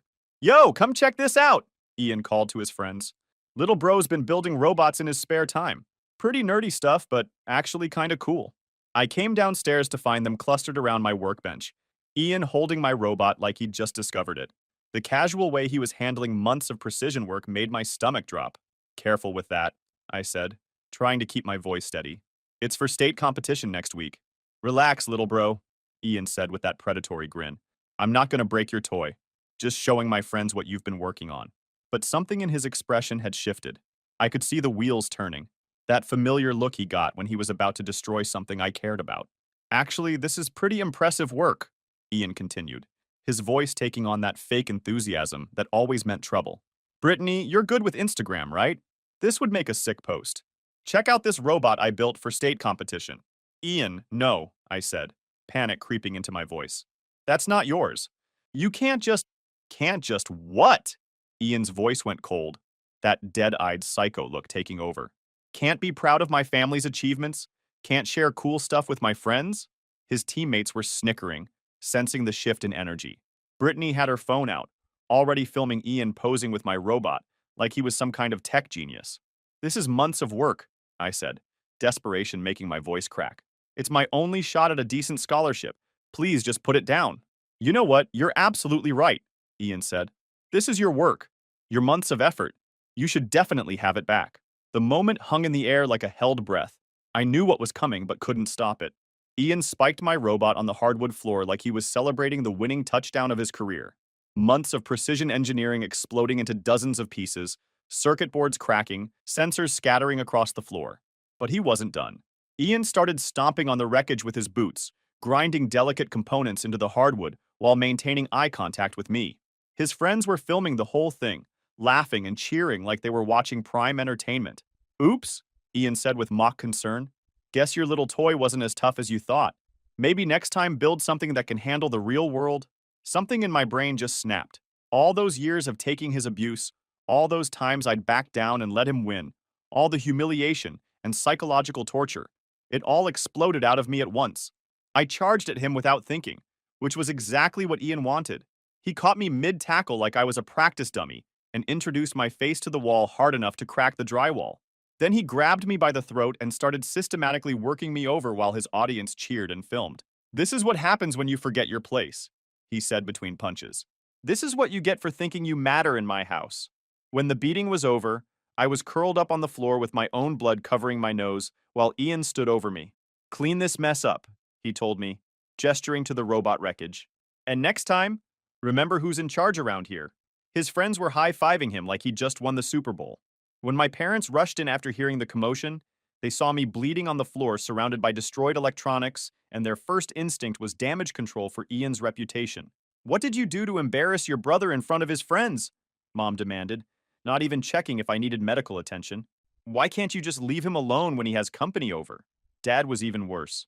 Started apologizing to Ian's teammates for my inappropriate behavior and lack of respect, while I was still spitting blood on their precious hardwood floors. Sorry, boys.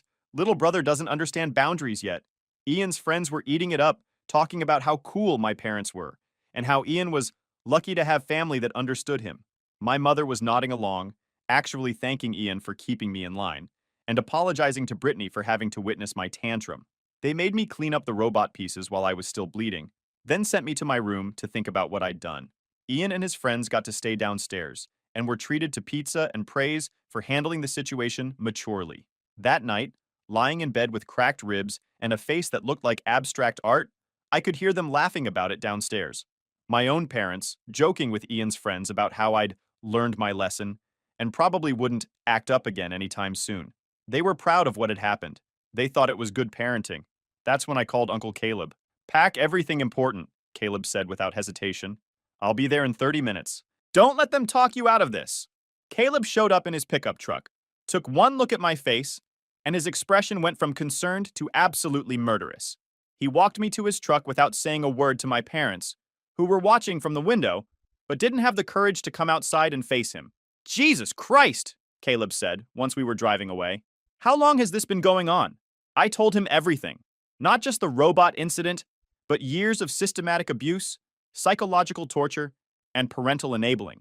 Caleb listened in silence, his knuckles white on the steering wheel. "You're staying with me permanently," Caleb said when I finished.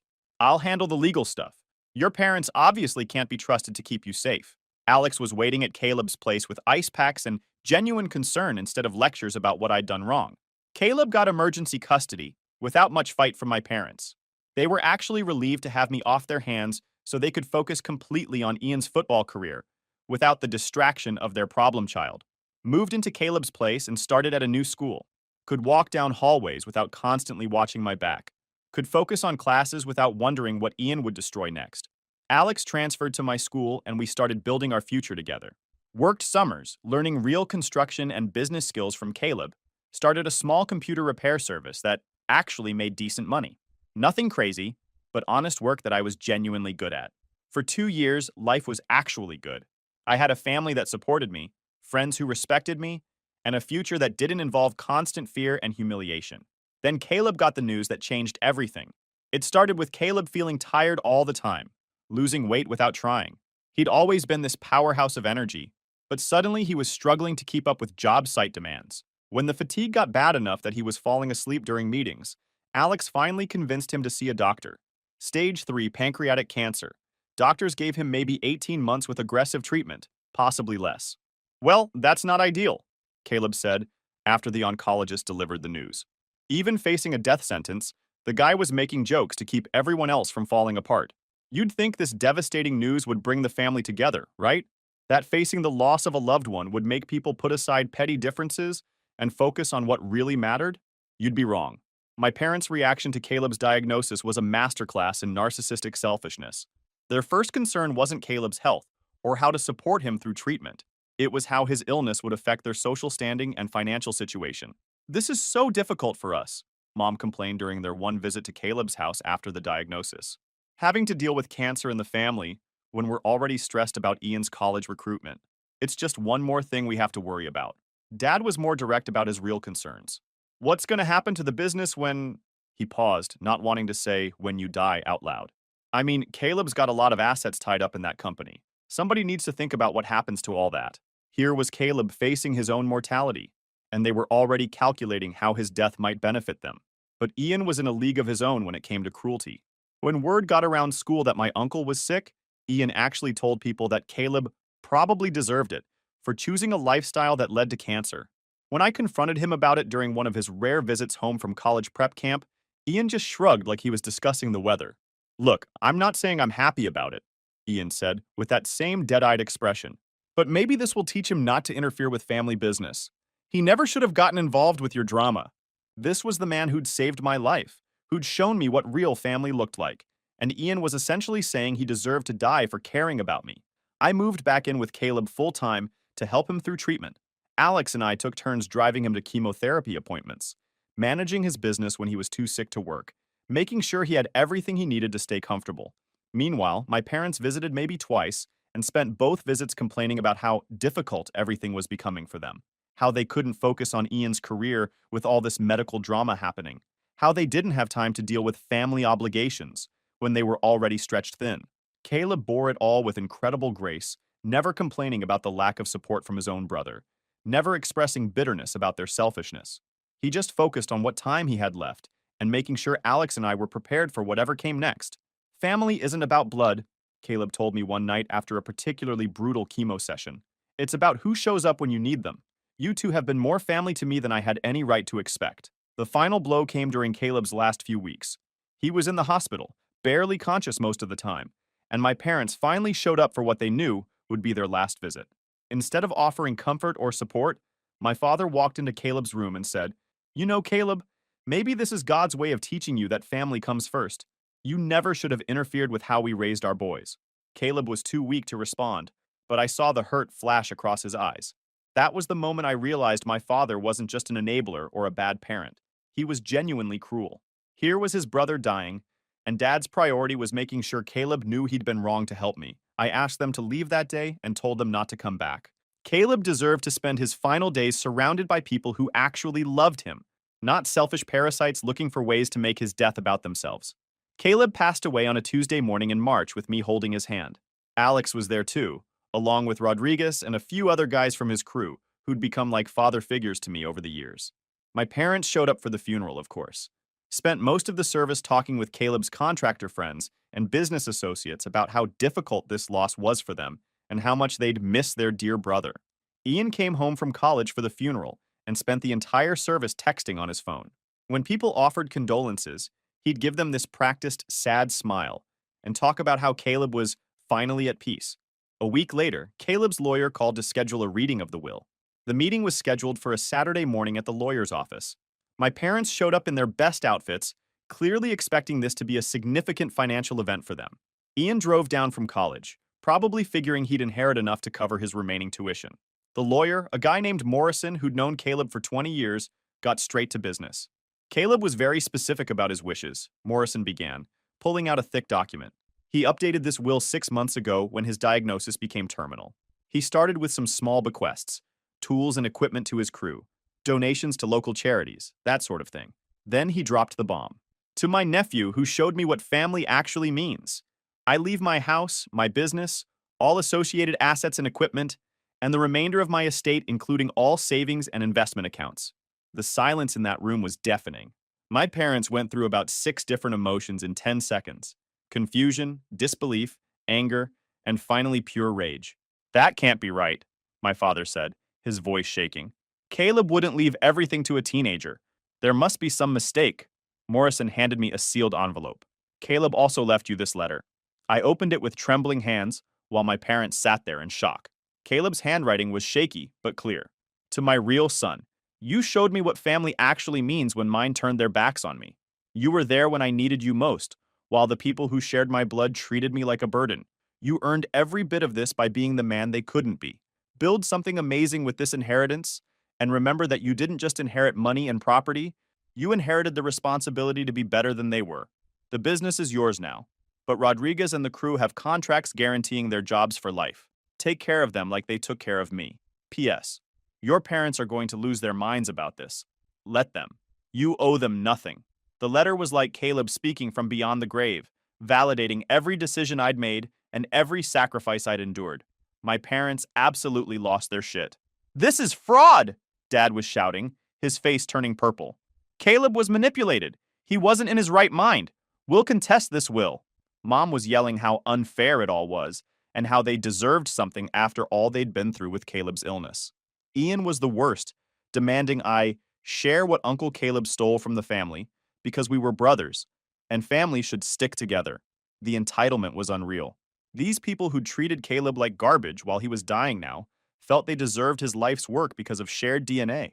You were supposed to be the family failure, Ian said, his mask finally slipping completely.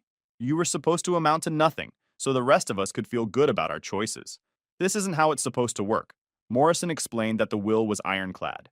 Caleb had been of sound mind when he'd written it, had included specific provisions to prevent challenges, and had documented years of evidence about my parents' neglect and Ian's abuse. Caleb was very thorough, Morrison said. He anticipated this reaction and prepared accordingly. I walked out of that office with Caleb's house keys, business documents, and more money than I'd ever imagined having. More importantly, I walked out with the validation that the man I'd respected most in the world thought I'd earned it. My parents spent months threatening to sue, hiring lawyers, and looking for any way to break Caleb's will. They never found one. Caleb had been too smart and too thorough. With Caleb's inheritance, I had options I never could have dreamed of. Paid for college without loans, kept Caleb's construction business running successfully, and most importantly, had the financial security to build the life I actually wanted instead of just surviving day to day. Decided to study computer science at the state university while keeping the construction business operational. Rodriguez stepped up as foreman and basically ran day-to-day operations while I was in classes. The crew was incredibly loyal to Caleb's memory and worked their asses off to make sure his company continued thriving. I expanded the computer repair service I'd started with Alex into a legitimate tech support business serving Caleb's construction clients. Started offering services like network setup for job sites, digital project management systems, and security camera installations. Alex stayed my business partner and best friend through everything. We commuted to college together, studied together, and spent summers growing both businesses.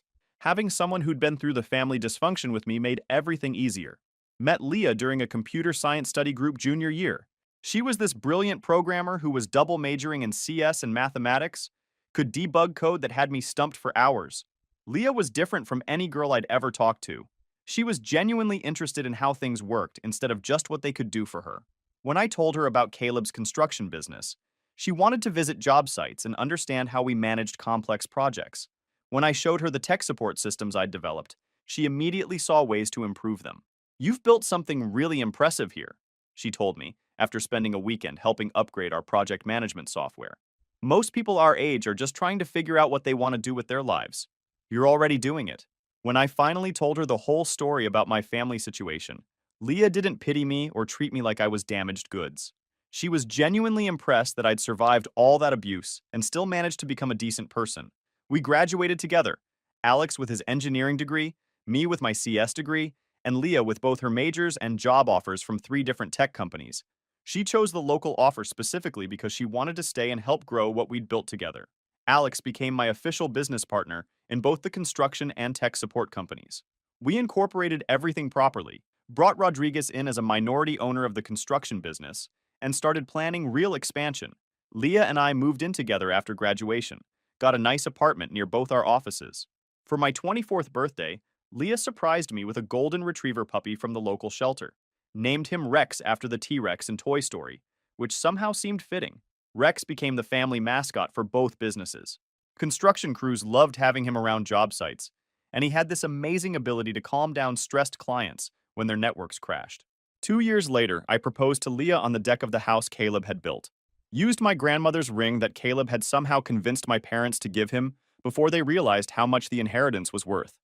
The wedding was small but perfect. Leah's family, Alex and his girlfriend, Rodriguez, and some of the crew, plus a few close friends we'd made in college. 3 months after the wedding, I was working late in my office when my phone rang. Unknown number, but something made me answer it anyway. "Son, we saw the photos from your wedding," my father's voice came through, shaky like he'd been drinking or crying. "We can't believe you didn't invite your own family to such an important day." The guilt trip was immediate and shameless. How I'd broken Mom's heart by excluding them from my wedding. How Ian was devastated to miss his little brother's special day.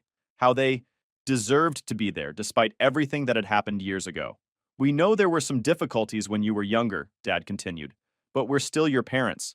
Family should mean something, especially during important life events." I let him talk, curious to see where this was really going. Didn't take long to find out. "The truth is, we need your help," he finally admitted, his voice breaking. "Ian's in serious trouble. Got arrested for dealing steroids to high school kids through his coaching job. He's looking at real prison time, and we can't afford good lawyers." There it was. After 7 years of no contact, after missing my wedding, after treating Caleb like garbage while he was dying, they wanted me to bail out the golden child who'd made my teenage years a living hell. "We heard about Caleb's inheritance." Mom grabbed the phone, her voice thick with tears. "We know you inherited substantial assets. Ian's your brother. You have to help him." "Why would I do that?" I asked, keeping my voice calm. "Because we're family." Mom started sobbing. "Despite everything, we're still your parents. We gave you life, we raised you, and now when we need help most, you're the only one who can save us." "You didn't raise me," I said quietly. "Caleb raised me." "Please," Dad was begging now, all pretense of authority gone. "Ian's learned his lesson. He knows he made mistakes. He's changed.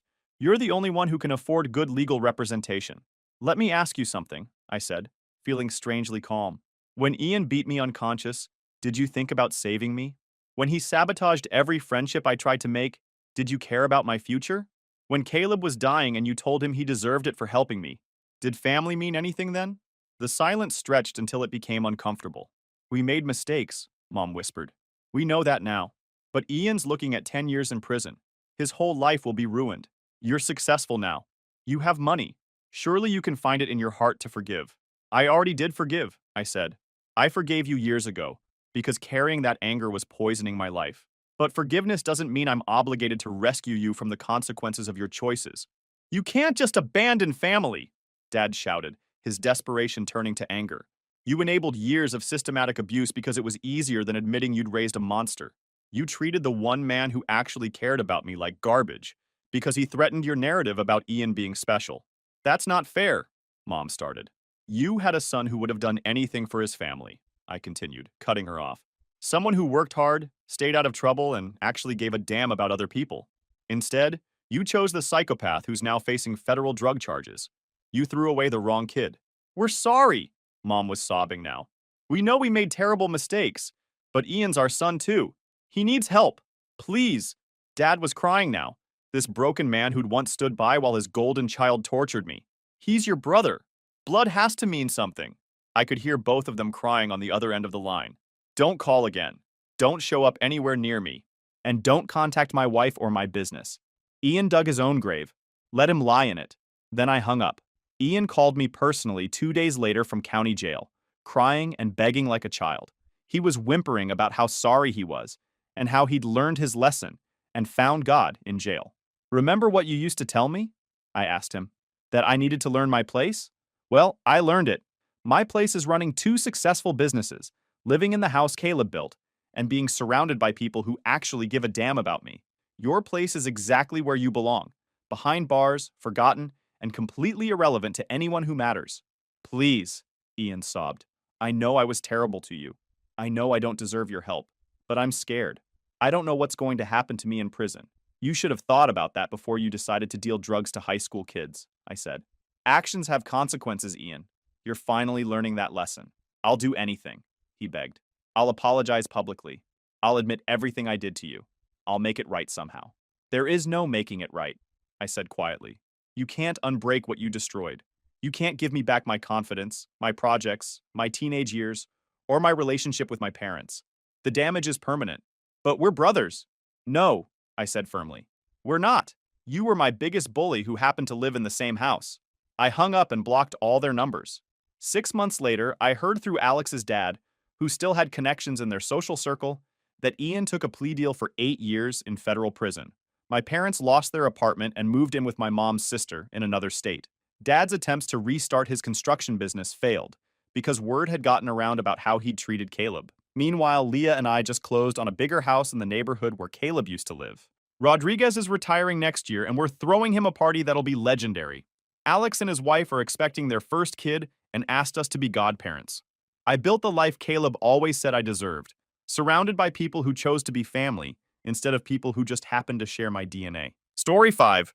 This story is titled, Stepfather wanted me to quit school because his son was jealous, so I ghosted them. But years later, they begging me for help. Hey everyone, before we jump into today's video, I need your help. We've noticed the channel is losing some traction, and subscribing is one of the best ways you can support us. It's quick, free, and it helps us keep bringing you awesome content. Your support means the world. Let's keep this channel growing together. Thanks so much. Now let's start the video. Okay Reddit, I, 20 male, need to get this massive weight off my chest. Been holding on to this story for a while, and after everything that's happened recently, I think it's time to share.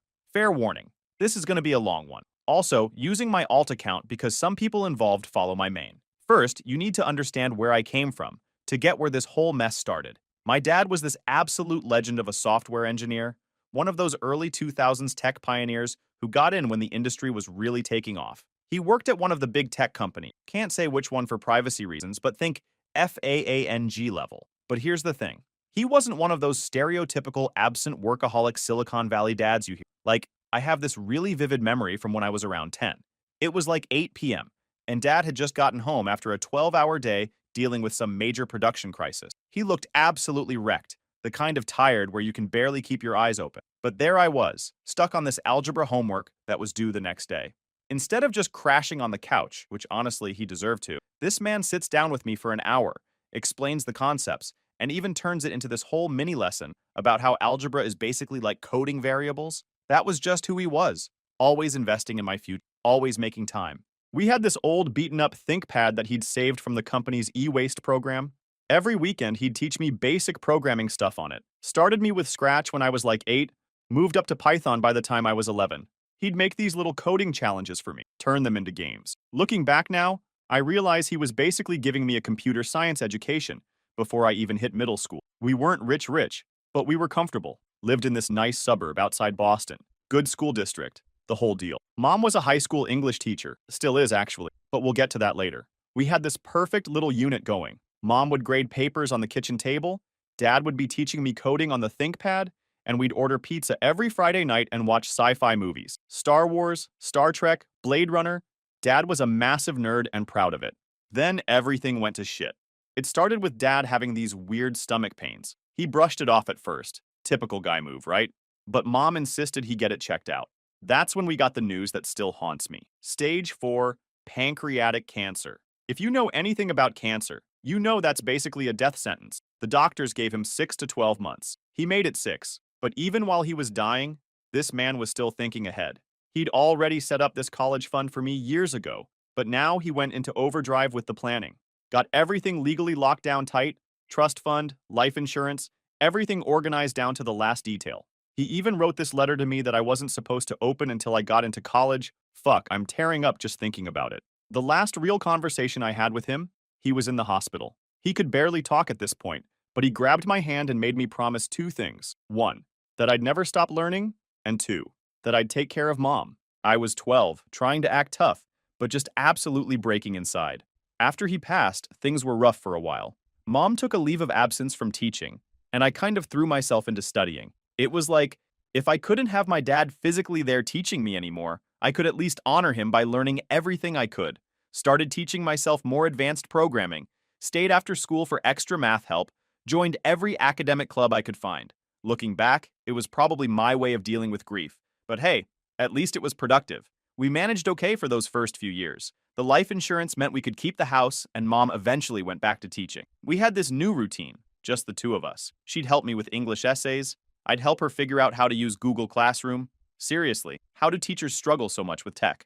It wasn't the same as before, but we were making it work. Then Mom met Mark, and holy shit, did that ever change everything? Mom met Mark about 3 years after Dad passed. Looking back now, I can see all the red flags, but at the time, I was just a 15-year-old kid trying to deal with having some random dude suddenly inserted into our lives. They met through this local Facebook group for single parents. Yeah, I know, already sus. Mark owned this car dealership in town, one of those buy here, pay here places that prey on people with bad credit. He talked a big game about being an entrepreneur and a self-made man. But honestly, the place looked shadier than a palm tree in Antarctica. The kind of spot where the car's odometers mysteriously rolled back and the finance terms were written in font size 0.5. First time I met him, he showed up at our house in this leased BMW. Found out later he was 3 months behind on payments, wearing one of those tacky Omega watches that you can spot as fake from a mile away. But Mom, man, she ate it all up. She'd been lonely, you know? Teaching all day, coming home to just me and my textbooks. Mark swooped in with his charming businessman act, taking her to fancy restaurants and buying her flowers. Classic love-bombing stuff that I didn't have the life experience to recognize back then. But the real cherry on top of this shit sundae? His son Randy. Holy fuck, where do I even start with Randy? Imagine every douchebag high school movie character rolled into one person, then subtract about 50 IQ points. Randy was a year older than me, but had already been held back twice. He'd walk around in these designer clothes his dad bought him, probably with money from scamming people at the deal, acting like he was some kind of suburban Tony Montana. His Instagram bio literally said, "Future CEO," even though the only thing he'd ever successfully managed was to avoid getting a job. Mark moved in with us after dating Mom for like 6 months. 6 months. And suddenly, I'm sharing my house with these 2 clowns. Randy got the guest room, which was right next to mine, and that's when the real fun began. This dude would blast his terrible SoundCloud rapper wannabe music at 2 a.m. when I was trying to study. He'd go through my stuff when I wasn't home. Found him wearing one of my dad's old MIT hoodies once, and nearly lost my shit. But the worst part? The way he acted around my female friends. Quick example, my friend Sarah, not her real name, came over to work on a coding project. Randy spent the entire time lurking around, making these gross comments, and later spread rumors at school that she was easy. I had to stop having friends over because of his creepy behavior. Mark wasn't any better as a stepdad. He'd try to give me these condescending life advice sessions, usually starting with "now, son." I shut that son shit down real quick. Told him straight up that I already had a dad and he wasn't him. His favorite topic was how college is a scam, and how I should learn real-world business from him instead. Yeah, because your dying car dealership is totally the Harvard Business School of the real world, Mark.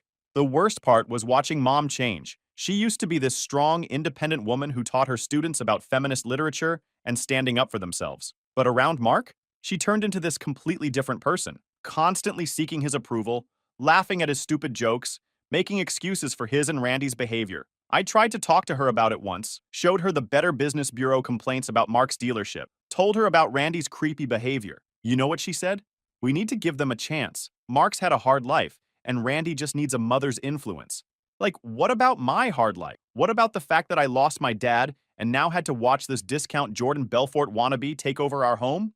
The dynamic in the house got real weird, real fast. Mark and Randy would have these loud conversations about hustling and grinding, their favorite words, usually involving some sketchy scheme or another. Meanwhile, I'm in my room actually grinding, studying, coding, trying to maintain my 4.0 GPA.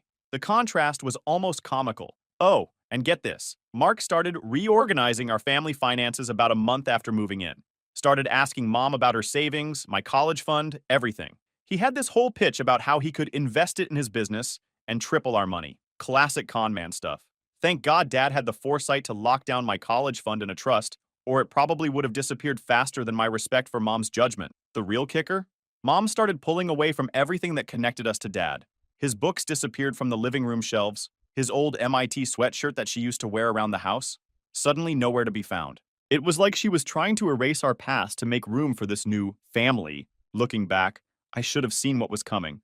The way Mark would get this calculating look in his eyes whenever the topic of my future came up.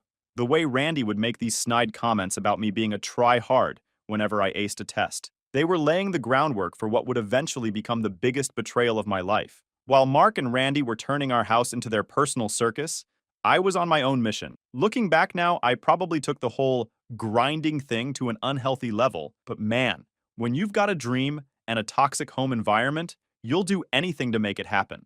My daily routine was insane. I'd wake up at 5 a.m. to avoid running into Randy and Mark in the kitchen.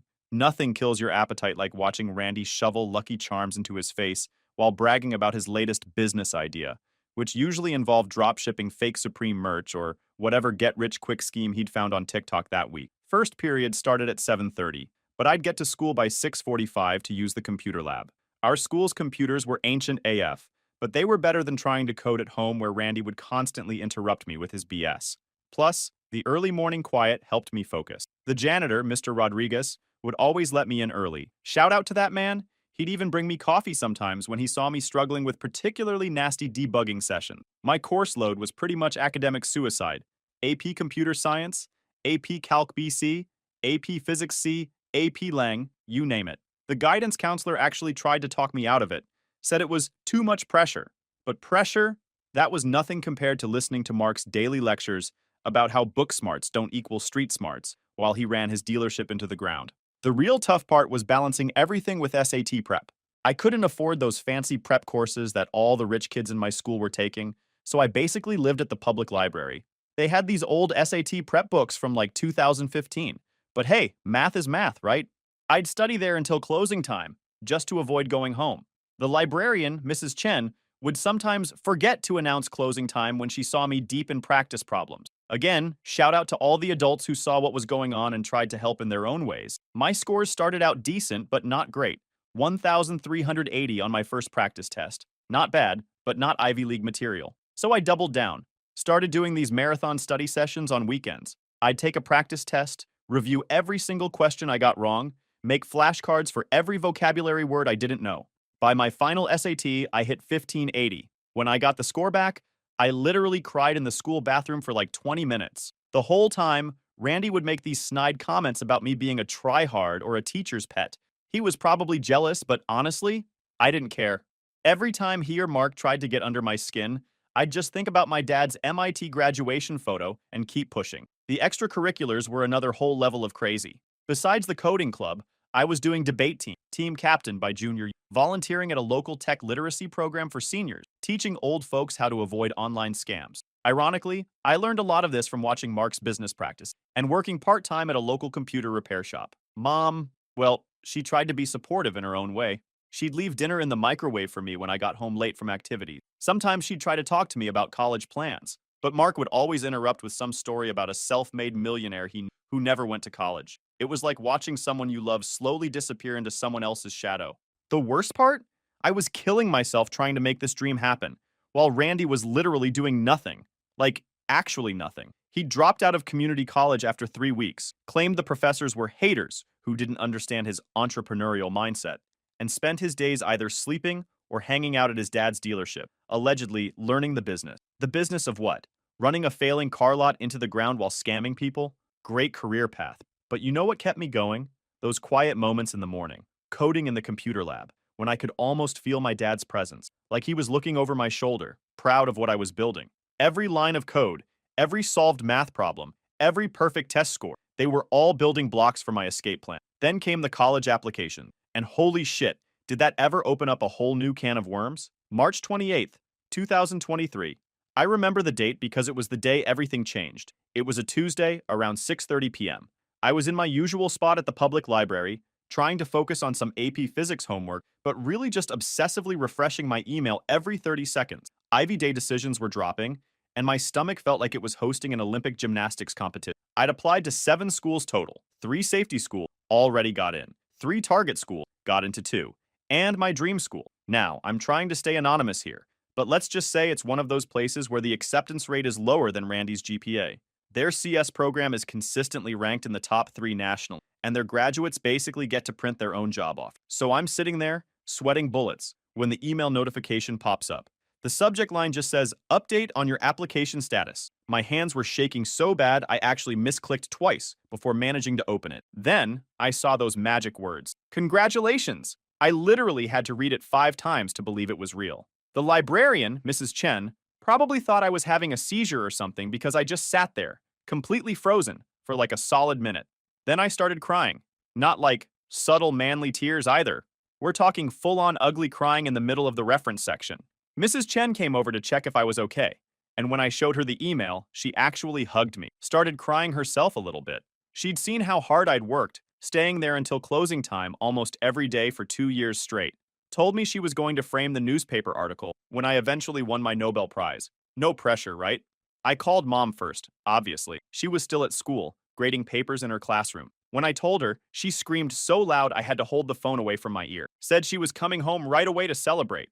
For a moment, just a moment, it felt like old times. Like when I'd won that state science fair in middle school, and Dad had taken us all out for ice cream. Got home around 7:30, and Mom was already there. She'd bought champagne, the cheap stuff, but still, and was literally dancing around the kitchen. Kept hugging me and saying how proud Dad would be. It was perfect. Should have known it wouldn't last. Mark and Randy got home around 8.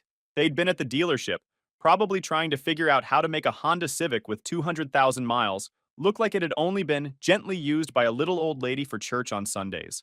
Mom was mid-happy dance when they walked in, and I swear to God, the temperature in the room dropped about 20 degrees. Mark did this thing where he tries to look concerned but just ends up looking constipated. Asked me when I'd applied, how much it would cost, all these questions that had nothing to do with, actually congratulating me. I explained about my dad's college fund, thinking that would settle it. Big mistake. Mark's face did this weird twitch thing. He looked at Mom and said, "Oh, that money," like he'd been thinking about my college fund for a while. Which, looking back, he probably had been.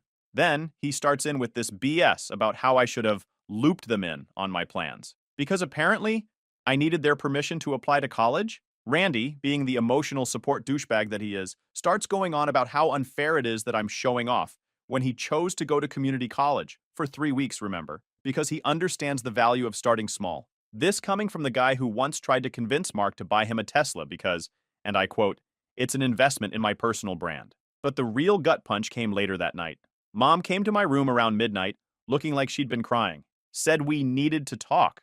Those 3 words that never lead to anything good. Turns out, Mark had been planning to use my college fund to expand the dealership. Had this whole presentation ready about how he could triple the money in 2 years. Mom had apparently been stalling him, saying they needed to wait for the right time. But now that I'd actually gotten in somewhere, the shit was hitting the fan. Mark had given her an ultimatum. Either convince me to reconsider my college choice and let him invest the money, or he had some choice words about their marriage. And Mom, my own mother, was sitting there asking me to think about the family. What family? The one where my stepdad was trying to steal my dead father's last gift to me? Where my stepbrother spent his days making TikToks about being a future millionaire while actually contributing nothing to society? That family. I showed Mom the letter Dad had written me, the one I was supposed to open when I got into college. In it, he talked about how proud he was, how he knew I'd do great things, how the money he'd saved was his way of making sure I could chase my dreams without worrying about debt. Mom read it, cried some more, but still insisted we needed to find a compromise. That's when I realized this wasn't just about college anymore. This was about choosing between my dad's dreams for me and my mom's new life, between my future and Mark's latest get-rich-quick scheme, between who I wanted to be and who they wanted me to become. And let me tell you, what happened next makes Game of Thrones look like a kindergarten playground dispute. The morning after my acceptance, I woke up to find Mark sitting at our kitchen table with this stack of papers in front of him like he was about to conduct a corporate board meeting. Mom was there too, looking like she hadn't slept at all, nervously fiddling with her coffee mug, the one my dad had gotten her from MIT's campus store years ago. The sight of that mug in this context made my stomach turn. Mark had prepared an actual PowerPoint presentation. I wish I was joking. This man really made a slideshow titled Family Financial Planning, a Strategic Approach to Collective Success. Looking back, I have to admire the sheer audacity of trying to corporate speak his way into stealing my college fund. The presentation was exactly what you'd expect from someone who learned business strategy from YouTube motivational speakers. Lots of clip art graphs showing exponential growth, buzzwords like synergy and market penetration, and absolutely zero actual financial data to back up his claims. His big plan? Use my college fund to buy a second dealership location that was going out of business, because clearly the solution to running one failing business is to buy another one. I sat there for 30 minutes, watching this man explain how he could turn my father's carefully saved money into a family empire. Every slide felt like a personal insult to my dad's memory. The worst part was watching Mom nodding along, occasionally throwing in supportive comments like, "Mark really knows the market, and it's a great opportunity for all of us." When he finally finished, Mark leaned back in his chair with this smug look on his face, like he'd just presented the next Amazon business model. Then he hit me with the kicker. "So, sport, he always called me that when he was trying to be manipulative. What do you think about taking a gap year? Give the business time to grow, then we can talk about college again." I lost it. Like, completely lost it. I told him exactly what I thought about his business acumen, how I'd looked up his dealership's BBB rating, F by the way, how I knew about the complaints filed against him for odometer fraud, how his current location was 3 months behind on rent. Thank God for public records and that business law elective I took. Mark's face went through this fascinating journey from smug to shocked to angry. Randy, who'd been lurking in the doorway this whole time, started getting all puffed up like he was going to do something. But I wasn't done. I pulled out my phone and showed them the email I'd gotten from my dad's lawyer the night before. Yeah, I'd contacted him right after Mom's midnight visit. I wasn't born yesterday.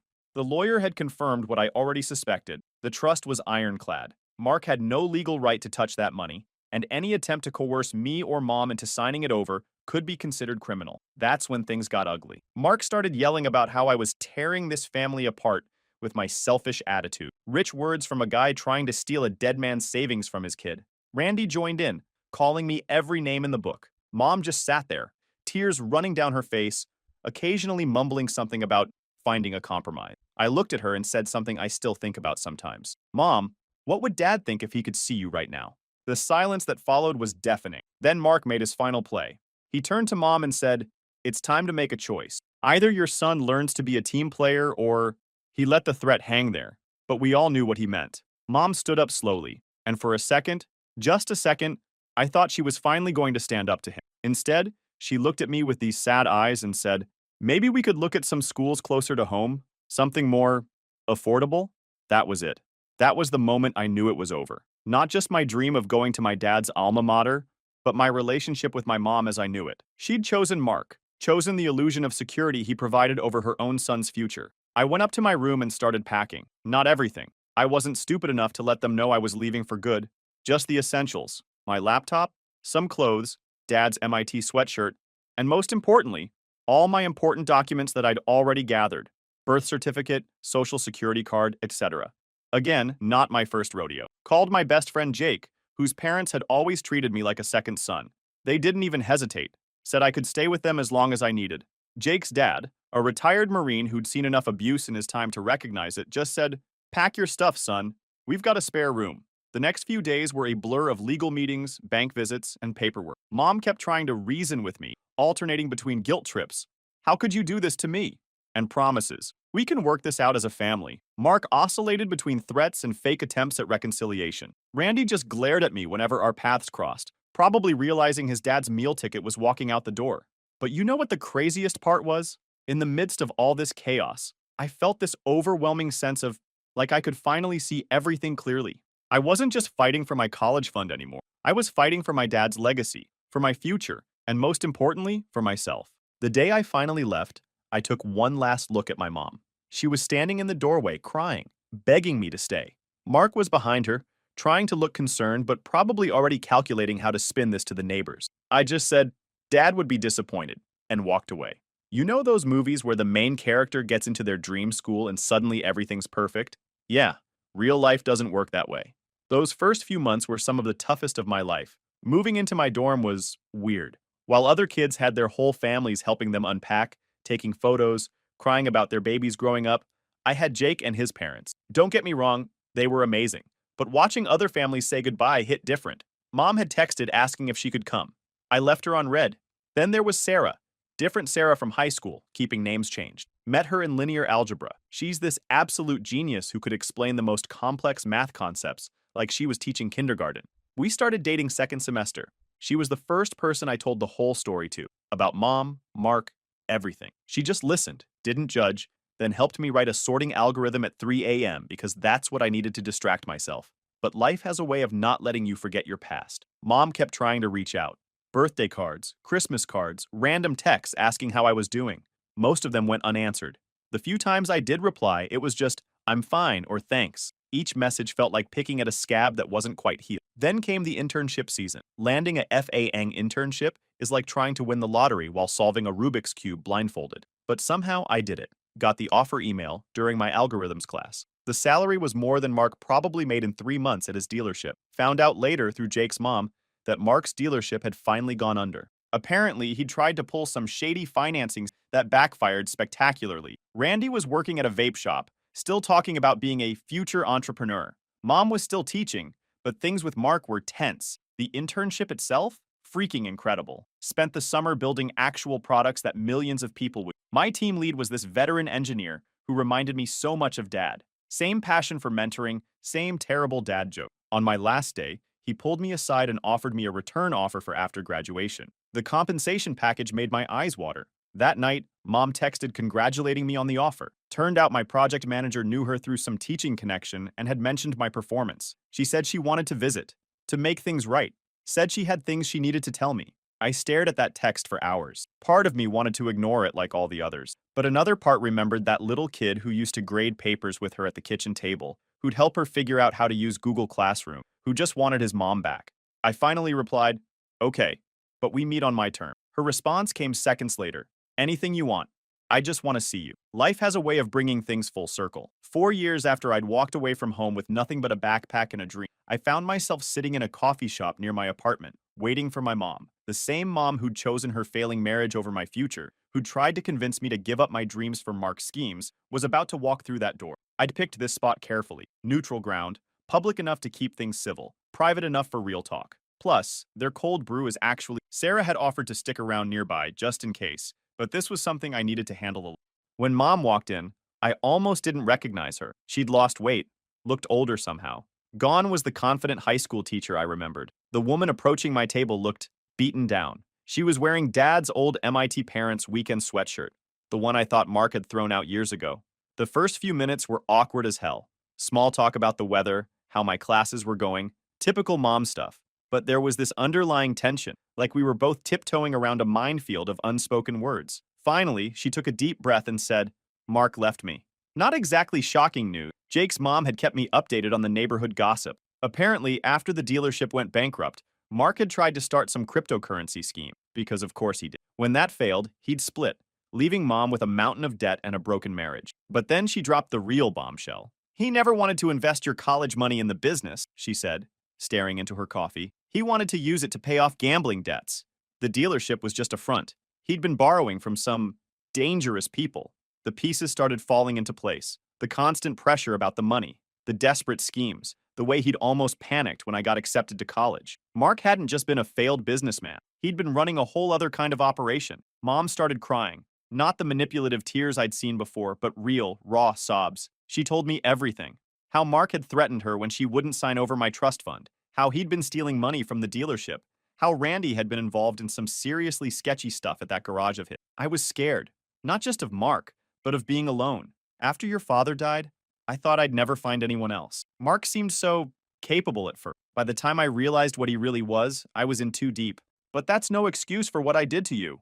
I sat there, processing everything. Part of me wanted to stay angry, to remind her of every time she'd chosen Mark over me. But looking at her now, I saw something I'd missed before, the same loss and loneliness I'd felt all these years. I found this when I was packing up Mark's things, she said, pulling out a worn envelope. Inside was a letter from Dad, dated a week before he died.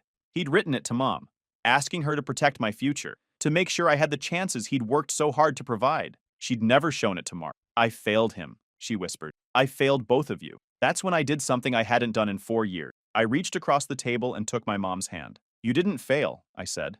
You're here now. We talked for hours. Real talk. Not the surface level stuff from her texts and calls. She told me about going to therapy, about rebuilding her life post-Mark. I told her about college, about Sarah, about the job offer. For the first time since Dad died, it felt like we were actually seeing each other. Then I asked her something that had been bugging me for years. Why didn't you fight harder for me when I left? She squeezed my hand and said, because you reminded me so much of your father. He never compromised on what was right, even when it was hard. When you stood up to Mark, I saw him in you. I knew you'd be okay. But you weren't, I said. No, she admitted. But I am now. And I'd like to be part of your life again, if you'll let me. That's when I told her my news. I'd just closed on a small house near my new job. Nothing fancy, but it had a spare room. It's yours if you want it, I said. Fresh start. She started crying again, but this time with a smile, pulled out her phone and showed me something. She'd been taking online coding classes. Thought it was time I learned what all the fuss was about, she said. Maybe you could help me sometime. Just like that, something clicked back into place. Not the same as before. Too much had happened for that. But something new, something honest. We're still working on it. Mom moved in last month. She's got a teaching job at a school nearby. And in the evenings, I help her with her coding homework. Sometimes, when we're both up late working, it feels almost like those nights back in high school, grading papers and debugging together. Last week, she hung Dad's MIT graduation photo in her new room. Next to it, she put my college acceptance letter. A reminder, she said, of what happens when you believe in yourself. As for Mark and Randy, last I heard, they're running some sketchy NFT scheme in Florida. Good riddance. Sarah thinks I'm crazy for giving Mom another chance. Maybe I am. But you know what? Sometimes the hardest problems don't have clean, elegant solutions like in coding. Sometimes you have to debug as you go, fix what you can, and hope the program runs better next time. Edit. For those asking, Sarah and I are engaged now. Mom's helping with the wedding planning. Life has a funny way of working. Final update. To everyone who's been following this story since the beginning, thank you. Your support meant more than you know. Remember, sometimes the family you're born with needs a major software update, but that doesn't mean you have to uninstall them completely. P.S. Mom says hi. She's reading all your comments and crying happy tears. Story 6. This story is titled, My Wife Cheated on Me with My Best Friend, so I let them have their perfect life while I built a business empire. And now they're bankrupt and want my help. But I just laughed in their face. Hey everyone. Before we jump into today's video, I need your help. We've noticed the channel is losing some traction, and subscribing is one of the best ways you can support us. It's quick, free, and it helps us keep bringing you awesome content. Your support means the world. Let's keep this channel growing together. Thanks so much. Now let's start the video. Hey Reddit, I've been sitting on this story for a while, but I think it's finally time to get it all out. If nothing else, maybe it'll help someone who's dealing with something similar. For some background, I'm 38 male, and this story starts years ago when I was in college. Let me take you back to college. I wasn't exactly the outgoing type. I spent most of my time in the computer lab or buried in textbooks, teaching myself coding and dreaming of one day starting my own tech business. Coding was my thing. It was like solving puzzles that actually mattered. I didn't have a ton of friends back then, just a few close ones who got me. That's where Mia comes in. I met her during my sophomore year in an econ class I was barely passing. She was the kind of person who seemed to have it all together. She always knew the answers, had perfect notes, and carried herself with this quiet confidence. I noticed her right away, but I was way too shy to approach her. That changed one day when she saw me frantically flipping through my notebook in the library, trying to cram before an exam. She walked over, sat down across from me and said, "You're using the wrong syllabus." Then she handed me her notes, color-coded, perfectly organized, and way better than anything I had. She added, "You owe me coffee," with this little smirk, and that was the beginning of everything. We started studying together, and before long, it wasn't just about class. We'd talk for hours about life, ambitions, and the kind of future we wanted. Mia was smart and driven, the kind of person who made you believe anything was possible. I'll admit, I fell for her hard. Meanwhile, my best friend Luke was my other constant. Luke and I had been inseparable since high school. If I was the awkward guy who preferred computers to people, Luke was the opposite, confident, charming, and able to talk his way into and out of any situation. We balanced each other out, and together, we'd spent years dreaming about starting a business. Fast forward to after college, Mia and I started dating seriously during senior year, and about a year after graduation, we got married. Luke was my best man, delivering a speech that had everyone laughing and tearing up.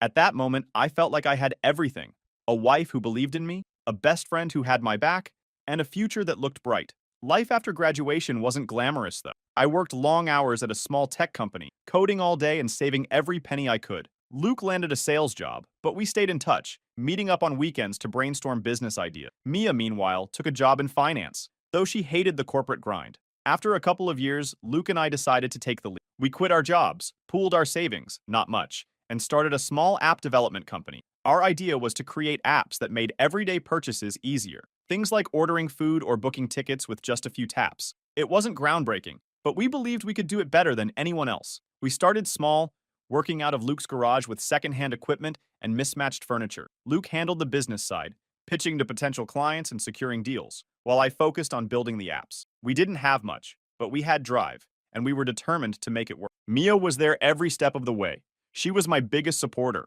always encouraging me when things got tough. She'd stay up late with me, listening to me vent about bugs I couldn't fix, and helping me brainstorm solutions. One night, over takeout, she joked that she should quit her job and join us full-time. At the time, we laughed it off, but the idea stuck with me.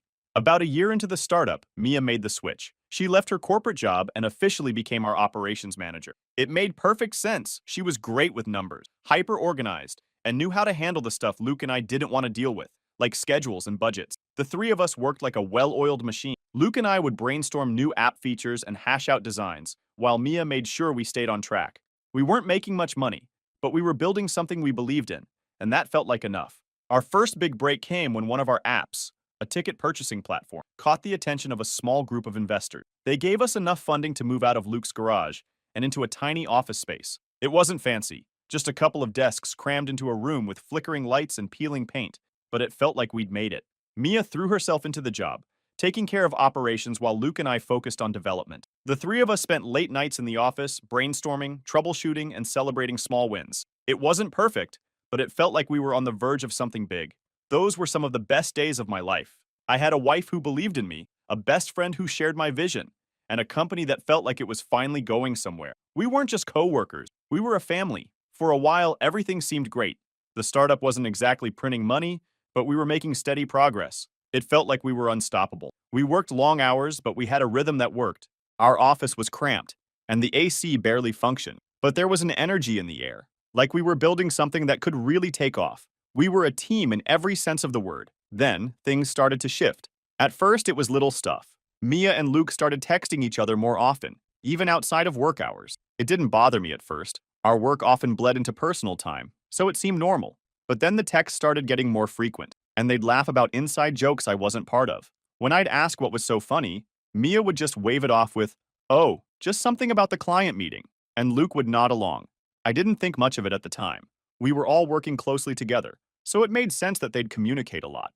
But then there were the late-night meetings. Mia started mentioning that she and Luke needed to go over some projections after hours. At first, it was maybe once every couple of weeks, but then it became more frequent. I'd be at home, wrapping up my coding work, while Mia stayed at the office with, "We're just trying to get ahead of the deadlines," she'd say. And I believed her. Why wouldn't I? We were all busting our butts to make the startup succeed, and Luke and Mia were two of the most important people in my life. I had no reason to doubt them. But then those late-night meetings turned into weekend work sessions. Mia would tell me, "We need to hash out some details for the upcoming launch," and she'd spend hours at the office with Luke. Sometimes she'd come home late, looking drained but oddly distant. When I'd ask how things went, she'd give vague answers. "Oh, it was fine. We're making progress." The thing is, I wasn't the kind of guy who second-guessed the people I trusted. I believed in loyalty, in giving the people close to me the benefit of the doubt. Questioning every move Mia or Luke made? That wasn't me. But no matter how much I tried to ignore it, something just didn't sit right. It wasn't just the late nights and vague excuses. It was the way they both started acting around me. Mia and Luke had always been friendly, but now it felt like they were almost too in sync. Luke, who'd always been my go-to guy for brainstorming or just unwinding after work, started pulling away. He'd cancel our usual hangouts with vague excuses like, I've got too much on my plate, or maybe next week, man. When we were in meetings together, he seemed distracted, checking his phone constantly, barely engaging with the ideas we were throwing around. He seems to avoid me as much as possible. Even when we did hang out, it wasn't the same. He'd zone out mid-conversation or give these half-hearted responses, like he wasn't really present. It was subtle at first, but over time it became glaringly obvious. The guy who used to be my biggest supporter now felt like a stranger, and I couldn't figure out why. One evening, I showed up at the office unexpectedly to drop off dinner. It was a Saturday, and Mia had told me they'd be working late to finalize some budgets. I figured I'd surprise them with takeout since I hadn't seen much of Mia all week. When I got there, the office was quiet. Too quiet. I walked in and found Mia and Luke sitting close together, huddled over her laptop. When they noticed me, they jumped slightly, like they weren't expecting anyone. Oh, hey, Mia said quickly, closing the laptop. What are you doing here? I brought dinner, I said, holding up the bag. Thanks, man, Luke said, his usual easygoing demeanor kicking in. We're just wrapping up here. The whole thing felt weird. It wasn't just that they were surprised to see me, it was the way Mia seemed flustered, like she was scrambling to explain something that didn't need an explanation. After that, the nagging feeling in the back of my mind started to grow. I tried to ignore it, telling myself I was just being paranoid. After all, these were the two people I trusted most in the world, but the little things kept piling up.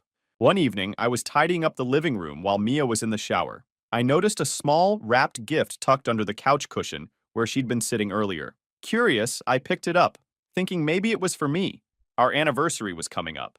But when I turned it over, I saw a little tag attached. Written in bold, familiar handwriting, it read, "Can't wait to see you wear this." My stomach dropped. I carefully peeled back the edge of the wrapping paper and found a delicate bracelet, something far from Mia's usual style, but perfectly matched the kind of gifts Luke had a knack for picking. The handwriting on the tag matched his perfectly. I sat there, staring at the gift, my mind racing. Maybe it was for a group gift exchange? Maybe it was just some inside joke I didn't understand? But deep down, the pit in my stomach told me otherwise. It didn't make sense. None of it did. I didn't confront Mia right away. Instead, I shoved the gift back under the cushion and tried to convince myself there was some innocent explanation. Maybe I was jumping to conclusions. Maybe it wasn't what it looked like. But the signs were stacking up. Mia seemed distracted all the time. She'd barely talk about work, a topic she used to share everything about. And Luke? He started fading out of our usual group activities, skipping hangouts and acting distant when we did cross paths. It felt like I was losing both of them without even knowing why. A few nights later, I couldn't take it anymore. Mia and I were curled up on the couch, watching some show I couldn't even follow because my head was swimming. I took a deep breath and blurted out, "Is everything okay with us? You've been different lately." She turned to me, startled. What? Yeah, of course. Everything's fine. But her eyes, they betrayed her words. And in that moment, I knew everything was far from fine. The day it all came crashing down started like any other. I can't describe how I still hate that day and the memory of it. At that time, I'd been working for weeks on a major investor pitch. This wasn't just any meeting. It was the kind of opportunity that could change everything for our startup. We were asking for significant funding to scale up operations and expand our product line, and this meeting had the potential to secure our future. Normally, Luke would have been right there with me. He was the face of the company, the one who could walk into a room and sell anything to anyone. We'd always pitched as a team. Luke would handle the vision, and I'd get into the technical details. But this time, Luke had waved it off. "You've got this," he'd said, brushing off my suggestion to tag team the presentation. Mia backed him up, claiming they were too busy ironing out internal details to join me. They said it like it was no big deal, like me handling the meeting solo was just the natural choice. It struck me as odd. Luke loved being in front of investors. It was practically his whole personality. And Mia? She was all about preparation. Normally, she'd spend hours going over the numbers with me, making sure everything was airtight. But this time, neither of them seemed particularly invested. Considering that the tension had been building for a while, I could feel the questions demanding answers. I was ready to confront them, to lay everything out and get to the bottom of it. This was the final straw, and I knew I couldn't let it slide any longer. But with the investor meeting looming, I told myself it could wait just a little longer. Right now, I needed to keep my focus sharp and make sure the pitch was flawless. That morning, I walked into the boardroom alone. It felt strange not having Luke by my side, but I shook it off. I had a job to do. The presentation went better than I could have hoped. The investors were engaged, asking all the right questions, and by the end of it, they were nodding along enthusiastically. We got the funding, enough to take the company to the next level. I should have been ecstatic, but as I left the meeting, I couldn't shake the nagging feeling that Mia and Luke's absence wasn't just about being busy. They'd been weird for weeks. Late night texts, inside jokes, vague excuses about meetings and work trips, but I wasn't sure. Still, I was determined to share the good news, then see why they were acting weird lately. I decided to surprise them at the office. On the way, I stopped at their favorite coffee shop and picked up lattes and pastries. I imagined walking in, seeing their faces light up as I told them about the funding. We'd worked so hard for this, and I wanted to celebrate the win together. When I got to the office, it was eerily quiet. I walked in, balancing the coffee tray, and called out, "Hey, guess what?"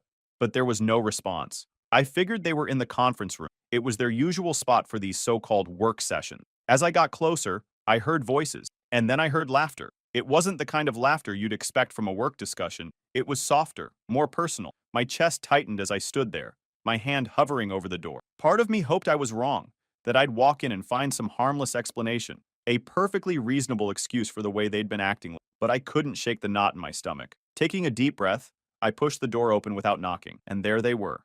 Mia was sitting too close to Luke, her hand resting on his arm like it belonged there. The way she leaned toward him wasn't casual. It was deliberate, intimate in a way that didn't belong in any work setting. At first, it didn't register. They'd worked together on plenty of projects, so maybe this was just one of those moments I was overthinking. But then, they saw me. The way they froze, their faces draining of color, like kids caught red-handed, made my stomach drop. "Hey," I said, trying to keep my voice steady, though I could feel my pulse pounding in my ears. "What's going on?" Mia jumped up quickly, smoothing out her shirt, her eyes darting everywhere but at me. We weren't expecting you back so soon," she mumbled, glancing at Luke like she needed a lifeline.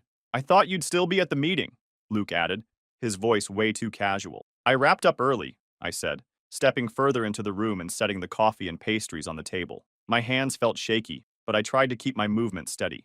"Thought I'd bring you guys some good news." They just stared at me, their silence louder than anything they could have said. "What's going on?" I asked again, my tone firmer this time.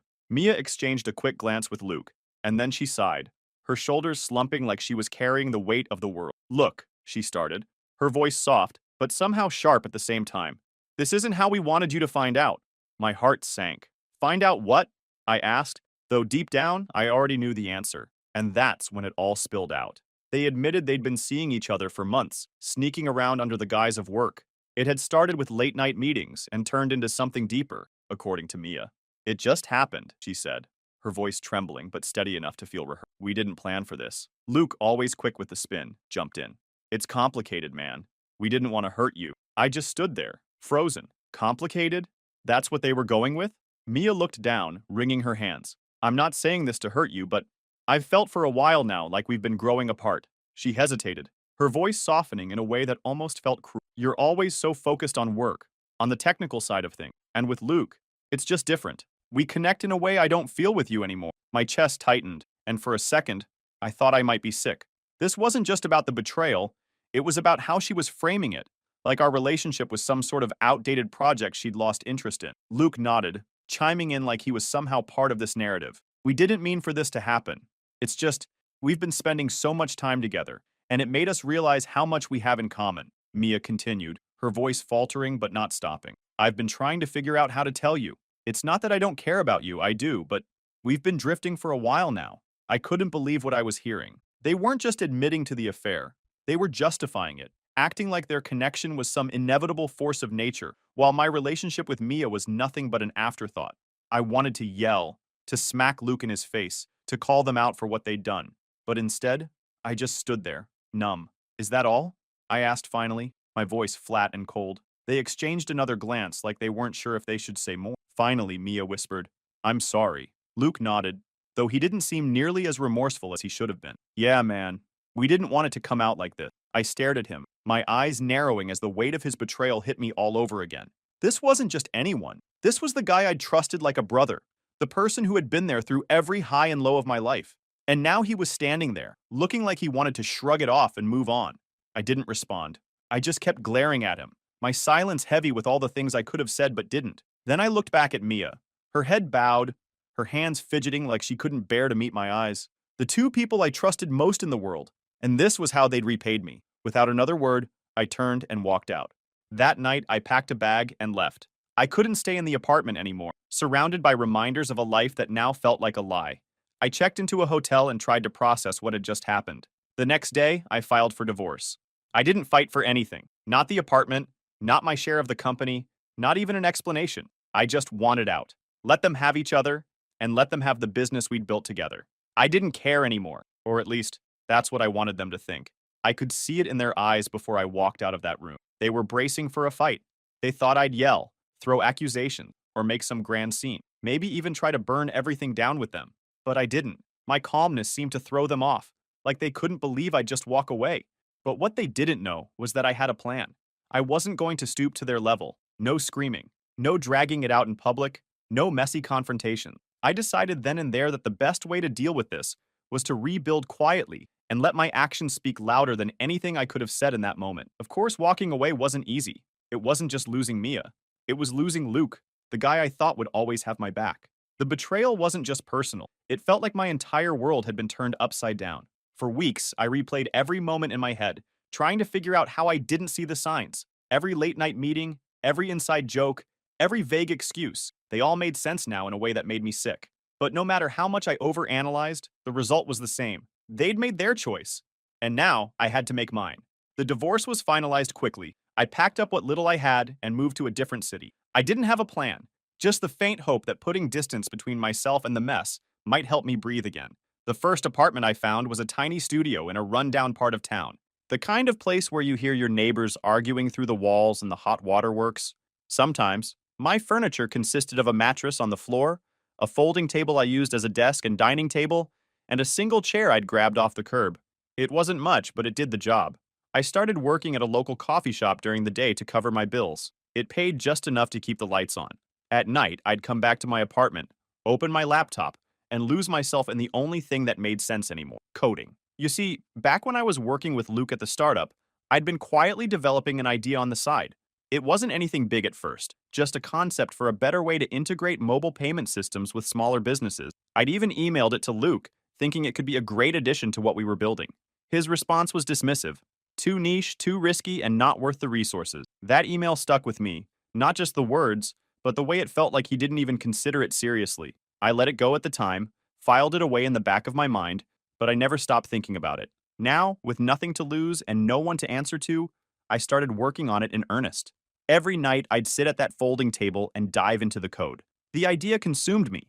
A seamless payment platform tailored for small businesses, easy to set up, affordable, and scalable. I worked obsessively, driven by equal parts desperation and the need to prove that Luke had been wrong about me. The first year was brutal. I was living on instant noodles and whatever day-old pastries the baristas at the coffee shop gave me at the end of my shift. I barely slept, juggling my job during the day and the endless stream of coding, debugging, and late-night coffee during the night. Still, I kept going. At first, I didn't tell anyone what I was working on. It felt safer that way, like it was mine, and no one could take it from me. But as the app started to take shape, I realized I couldn't do it alone. I reached out to a small group of people in the tech space, pitching my idea with as much passion as I could muster. Slowly, things started to click. I'll spare you the step-by-step details of how it all came together. It wasn't a straight path. There were setbacks, moments where I thought it was all going to fall apart, and countless nights where I doubted myself. But eventually, the app gained traction. First, with local businesses, then with bigger ones. The simplicity of the platform resonated with people, and the word started to spread. Somewhere along the way, I stopped checking on Mia and Luke. In the beginning, I'd look at their Instagram profiles late at night, hate scrolling through their curated lives. They were still running the startup, still attending fancy events and smiling for the cameras. Making moves, one of Mia's captions said under a photo of them at some tech gala. It stung to see them living the life I'd poured my soul into, the life I thought we were building together. But the busier I got with my own work, the less time I had to care. By the time my app started making headlines, I wasn't thinking about them at all. I'd built a company, and actually, from the ground up. What started in a cramped studio apartment with a second-hand laptop had grown into something. My team was small but passionate, and the platform was gaining recognition in the tech world. I started getting invitations to speak at conferences, to sit on panels about innovation in mobile payments. Me, the guy who once slept on a mattress on the floor, was suddenly being called a visionary in the industry. It was surreal. Of course, I knew Luke and Mia must have heard about my success. By then, they weren't exactly doing great. Whispers had started reaching me through mutual acquaintances. Their product launches weren't meeting expectations, and investors were losing patience. The startup was struggling to stay afloat, but I didn't gloat. I didn't reach out. I didn't need to. I eventually stopped looking at their profiles altogether. It wasn't even a conscious decision. I was just too busy. The demands of running a growing company didn't leave much time for dwelling on the past. What they were doing or not doing didn't matter anymore. One day, an email landed in my inbox from someone I hadn't thought about in years, Luke.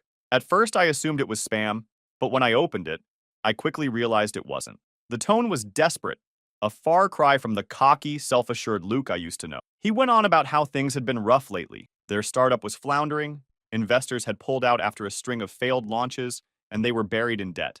Apparently, Luke had been ousted by the board, which was darkly poetic considering how he and Mia once acted like they ran the world. At the end of the email, Luke casually mentioned that he'd seen a job opening at a promising tech company, mine, obviously, though he had no clue I owned it, and wanted to throw his name in the ring. He listed his experience and hinted at how his unique expertise could help the business grow. A separate email came from Mia. Hers was dripping with regret, filled with vague nods to poor decisions and wanting a fresh start. She didn't directly ask for a job, but suggested we meet for coffee to connect. Sitting there, I couldn't decide whether to laugh or be annoyed. After years of silence and everything they'd done, they were asking me for a lifeline. Classic. I forwarded their emails to HR, along with a request to schedule an interview for an entry-level position. The day of the interview arrived, and I won't lie, I was curious to see how it would play out. I didn't give them any advance warning that I'd be there. The position they were interviewing for? Junior support specialist. It was a basic job, mostly involving answering customer queries and troubleshooting issues. The starting salary wasn't anything to write home about, but it was a job. I stepped into the interview room and waited, keeping an eye on the clock. When the door finally opened, Luke and Mia walked in together.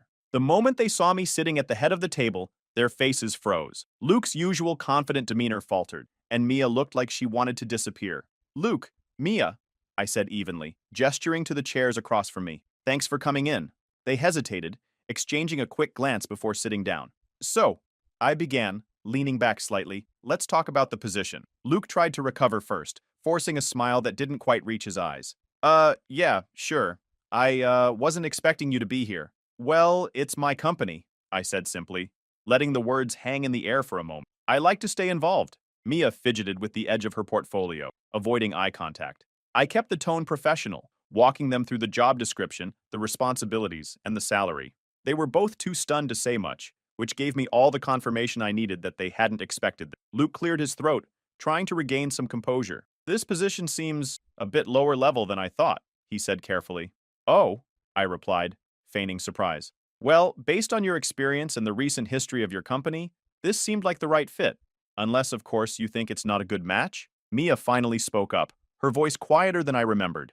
We were hoping for something a little more aligned with our previous roles. I nodded slowly. Ah, I see. Unfortunately, we don't have anything higher level available at the moment. But this position could be a great opportunity to, rebuild. The words weren't accidental. Luke's face turned red, and he opened his mouth to respond, but then he closed it again. For a guy who always had something to say, the silence was telling. The rest of the interview went about as well as you'd expect. They stumbled through their answers to basic questions, clearly unprepared for what they were walking into. I could see the frustration bubbling beneath Luke's surface as he realized this wasn't going to end the way he'd imagined. When the interview was over, I stood up and extended a hand. Thanks for coming in. We'll let you know. They left without another word. Later that evening, I got an email from Luke. It wasn't a thank you note or a follow-up about the interview. It was a rant. He accused me of humiliating him, of using the interview to settle old scores. He claimed that I owed him for the opportunities he'd given me when we were starting out. And then, he made his boldest claim yet, that he'd contributed to the core idea behind my app and deserved compensation. I sat there staring at the screen, not sure whether to laugh or be angry. Luke's email was a mess of entitlement and desperation, but it was that last part that stood out. He was trying to stake a claim on something I'd built from scratch, an idea he'd dismissed as too risky when I first pitched it to him years ago. I didn't respond right away. Instead, I dug through my old email archives and found exactly what I was looking for. The original email I'd sent him back at the startup, outlining the idea. His response was right there. Too niche, too risky, not worth the resource. The receipts were clear. That's it for now. I'll keep you guys updated. Final update. Oh, you guys are going to love this twist. So after Luke's pathetic attempt to land a job at my company, he decided to take things up a notch. Or at least he thought he did. He actually tried to sue me. The guy who dismissed my original idea as too niche had the audacity to claim that my company was built on his idea. The same idea he laughed off years ago. The irony wasn't lost on me. Fast forward to court, and let me just say, it wasn't even close. I came in armed with receipts.